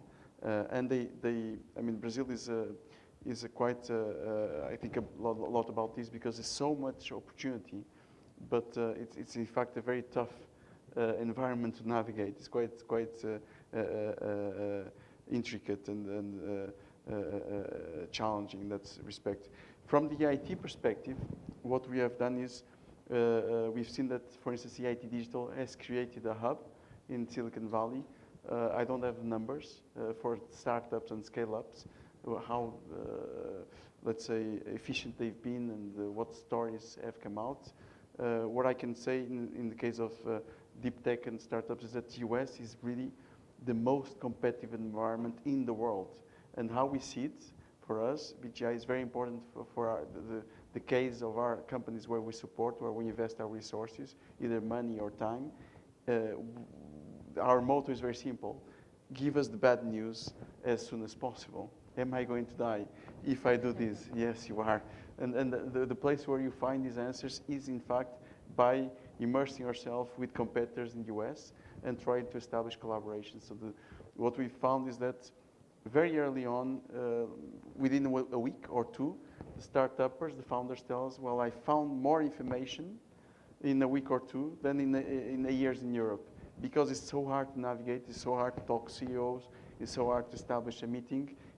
Everything takes so long that there's an opportunity cost here. So for Europe, I think, and for startups in Europe, the environment is not so easy because of this aspect of speed, and we need to oil this. Climate Kick, on the other side, has tried to establish some international collaborations in Africa, in Australia, to try to see what opportunities, what business opportunities Climate Kick as an organization with its partners can propose on the kind of multi-actor approach. Very complex, very challenging. I think results are still to be seen, but it's an approach that has its merits. So these are my key contributions. All right. Does anyone want to add something, or can I? Yeah. Okay. 1 minute. Because of the mistakes, we are intensively working in a program, putting together the Sonai, Group Pestana, EDP, big companies. Motengil, Sograp, OutSystems, Farfetch, unicorns. Unicorns, and we are trying to put these kind of big companies that already made mistakes in the different markets, and we are going with small and medium companies, around 50 companies, with the big companies through the markets together. Where they already are with partners, and I believe that this is a good example of cooperation, and our cooperation can effectively guarantee a more effective internationalization process and also growth, and sustainable growth. And we are doing it. We had the first phase of this program in the past 3 years as a lab here in the AIP, but right now it's time to go to the markets, and we will do it next year. So I believe it's like this. So the small can be bigger, learning and cooperating with them, both of them. The big companies also learn because they have a network, a deeper network of suppliers and things like that. So just because we are running out of time, we still have one more question, if I saw it right. We have two more questions, okay? Yeah, thank you. So it's very interesting that we have some data here about Portugal has a lot of unicorns for his size, 5 unicorns compared to other countries. You have a small size population, so I believe that really public policy really could help us to grow better. And we have a lack of innovation, but mostly I think because of talent, because you're losing our talents here to get better payments outside Portugal. But only in comparison, Israel, it jumps from 18 startups for 65 unicorn startups in 2021, and they have averaged the same size of population Portugal. But I discovered they have like 3 years of tax exemption for startups to begin, and if they are doing R&D, they are exempted for taxes for a while. And the angel investors also, they have more access to go there, and they have deduction up to almost 50% of their taxes over there. So how do you think we could create, I don't know, the same question that I did in the event in the last Sunday, how could we create faster actions with the ecosystem so we can, okay, it's simple. We have investors here that don't know what to do. We have experts and specialists that already raised some unicorns, and we still don't have a lot of, I don't know, a public goal. So we are looking for so much technology going in front of our eyes, like innovation in pharmaceutical industry, innovation in raw materials, innovation and needs in other social impact growth. So what's the big point? So we couldn't challenge the government and population to start programs like, I don't know, universal basic income for population and other kinds of good practices like countries like Israel. So maybe I will first start with Anna and Alexandre to answer these. I don't know if you... Talk about the example of the EIT accelerator first. That is where we can find a very good example at the European level, where you can find in the same instrument the investor, the funding entity, and the startups and the SMEs. So this is a very good example, and for the first time the European Commission is playing a role of investor. That is a novelty. At national level, and once again talking about the EIT accelerator, we are playing good, but there are room for improvement. I think it is very important to join the investors and the startups. I think we have an average of investors that is not that low as we think, but there is, I think there is a need to create a marketplace, for instance, or some room where SME startups can talk with the investors. And also, I think there is a bridge needed between investors and universities. That is a very important point. And we have an example. In Horizon 2020, we have InnovFin, and where there is a national investor that applied for proof of concept investments. And I think we should have more examples like this to improve our SMEs and startups. I don't know if anyone wants to add something else. Yeah. Well, I'd just like to add that, what you raised is a more broad problem about SMEs, not only in this sector of the raw materials. So it's a problem of the SMEs. It's a problem of the dialogue between the private sector and the public policies. So again, as my previous statement, I think it was the first one, I emphasized the need of this multi-stakeholder approach, and that is really needed. And when I'm talking about multi-stakeholderism, is about to put together the public sector, the private sector, the civil society, the end users, and the academia. So putting together all these stakeholders, it's extremely important to influence the regulatory ambience and what has to be done in public policies. So without this dialogue, it's really difficult to go to another layer. And so it's through these kind of instruments as the EIT and in this case in raw materials that we have to find the right dialogue with the right partners to really influence the public sectors. So multi-stakeholderism is one of my main messages coming from this debate. Right.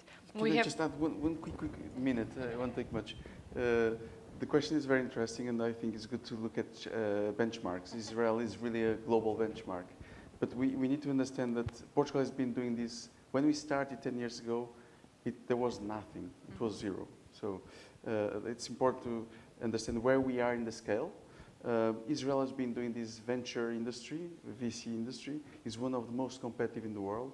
It's very connected to the US diaspora, and a lot of Israelis, rich diaspora, have invested back in Israeli startups. We don't see yet that happening in Portugal, and when you look at $600 million funds being set up to support these unicorns, we don't have that in Portugal. We have 40 million, we have 60 million, and that's it. But we need to add another zero to create not 5 unicorns, we need to create 50 unicorns.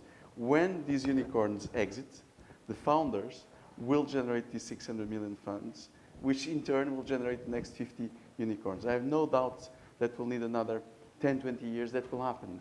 That's for sure. On the fiscal policy, I think that's important. There are many aspects, and we as a startup, when we were a startup, there was nearly no incentives. Today there are a number of incentives proposed. I'm not sure whether that will generate more startups, or we need to generate more startups. I don't think there's limits to fiscal policy, but much more to connecting. Our approach is to bridge the gaps. For instance, connecting Portuguese startups with Israelis investors could be, and we've done it in the past, 2014, in the water and sustainability aspects and ocean. I think this kind of brokerage events are to be considered, so we can learn faster. Paul, we were just, but it has to be 1 minute because we still have one question. The question was good, so.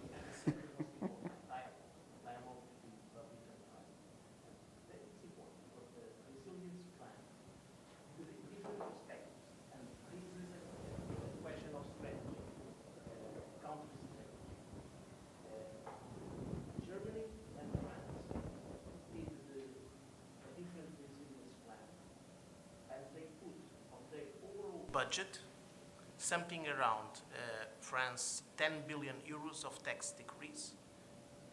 Same investments on climate transition, digital transition, everything else. And Germany, something around 6 billion euros of tax decrease. All of us, Portugal, France, Germany, Greece also put 4 billion euros of tax decrease. So the difference was that Portugal tackled the resilience, the digital, and the climate transition, just focused on that and put a 16 billion euros plan. But they did not integrate that on the overall budget, on the strategy. Greece, France, and Germany created a strategic plan, ambitious one, and put all the instruments, including the national budget, working for the strategy.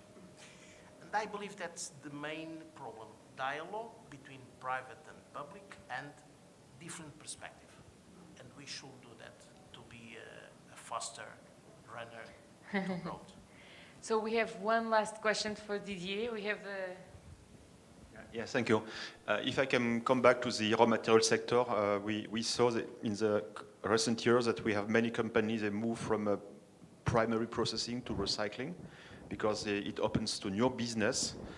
We know many of them, and we also support them in this open innovation and so on. What is the situation in Portugal? Is this industry conservative, or is it open to open innovation, to recycling, circular economy? Open. They are doing simultaneously the digital and the ecological and ambiental sustainability transition. That's what we feel facing with the competition. Maybe you can confirm that, yeah, open. And our entrepreneurs, it's not because of my actual job, we have fantastic and really brilliant, sometimes brilliant entrepreneurs. And the owners of the companies, the familiar companies, have on the lead fantastic men that continue to pass to their family an open mind, working on a daily basis in an open mind process. Of course, this is, I believe, the major situation, the global situation, it's open mind. There are exceptional negative cases, of course, but open. Because if you go from a linear economy, I mean, to something that is circular, you should also have the ecosystem which is around. I mean, people that are providing the end-of-life products, people that are using the recycled material. Is that something you have created in your ecosystem? The ecosystem is more difficult to create due cultural, due that we have. But we are doing that. But it's more difficult to say open, like I said, individual. Yeah. Or So there's an opportunity for EIT RawMaterials to change the paradigm. I think this, yes, come to Portugal. all right, just because he's Ouafae, we have one last question. Because we are over time. Thank you. Thank you very much, first of all, for your intervention feedback. It's really constructive and useful for us as a European organization. So my question is regarding innovation. When it's come to innovation, the SME, often I would say, perceive innovation as like reinventing the wheel. But it's not really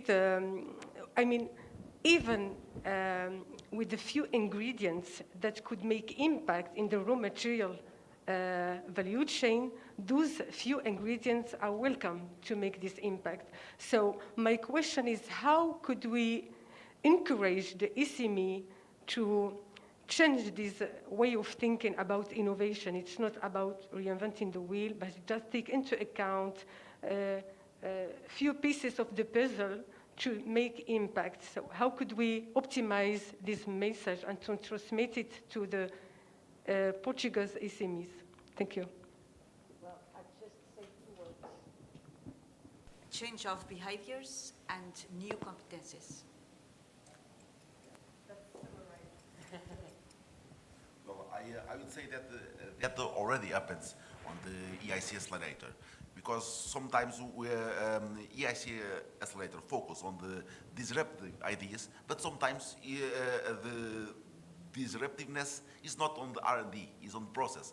A company might have an R&D solution that already exists, but the point of view and the process might be very disruptive. So I think that already happens in the EIC accelerator.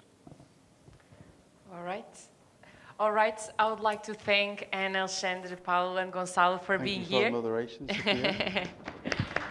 And thanks to EIT RawMaterials. And thank you for the panelists for being here. I think that EIT RawMaterials team is very happy to get insights from all of you who are working with the industry every day and that can provide these insights. For tomorrow, the most important part is that for tomorrow, corporates and investors, the session will be for you.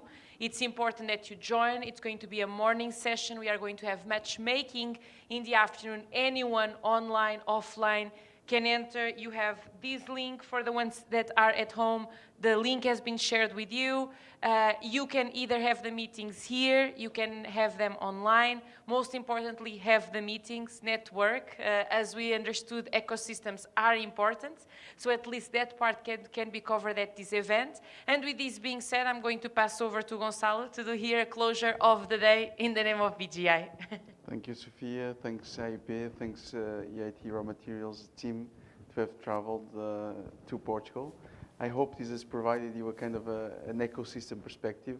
There are opportunities, there are challenges. There's many opportunities, I think, for EIT RawMaterials to develop. Portugal is, many corporates use Portugal as a kind of a controlled experimentation because it's a quite resilient economy.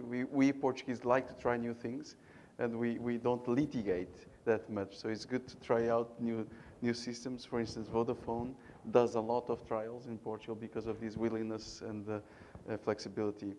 So I think the day was quite useful. We have a lot of perspectives from both the research and the opportunities we need to look at, to save materials, to look at new green materials. And I believe I was sharing this with Didier earlier. I really believe this resilience and recovery plan can be, as it's designed with all its challenges, can be an opportunity, a great opportunity for sustainability and for raw materials as well, as we are moving from a linear to a circular economy. Even yesterday I was discussing with some industries, what do they do to certain feedstocks, which are waste streams, and they sell it to, as an engineer, waste to energy is the worst. When there's nothing else you can do, you use it as waste to energy. That's what I learned in my mechanical degree 25 years ago. And I mean, this goes to show, and when you're burning a resource which has certain biocompounds which can be extracted to pharmaceutical industry and so on, and the knowledge is there, we see that it's only a question of merging knowledge with the application of science, and then, of course, solving these problems. And you can still, after extracting what's in value there, you can still burn it. That's fine. But this is just to exemplify the opportunities that there still are in many, many sectors across many of the economic terms. Thanks to IPA, thanks to you all, and I look forward to tomorrow's day. Thank you. Thank you.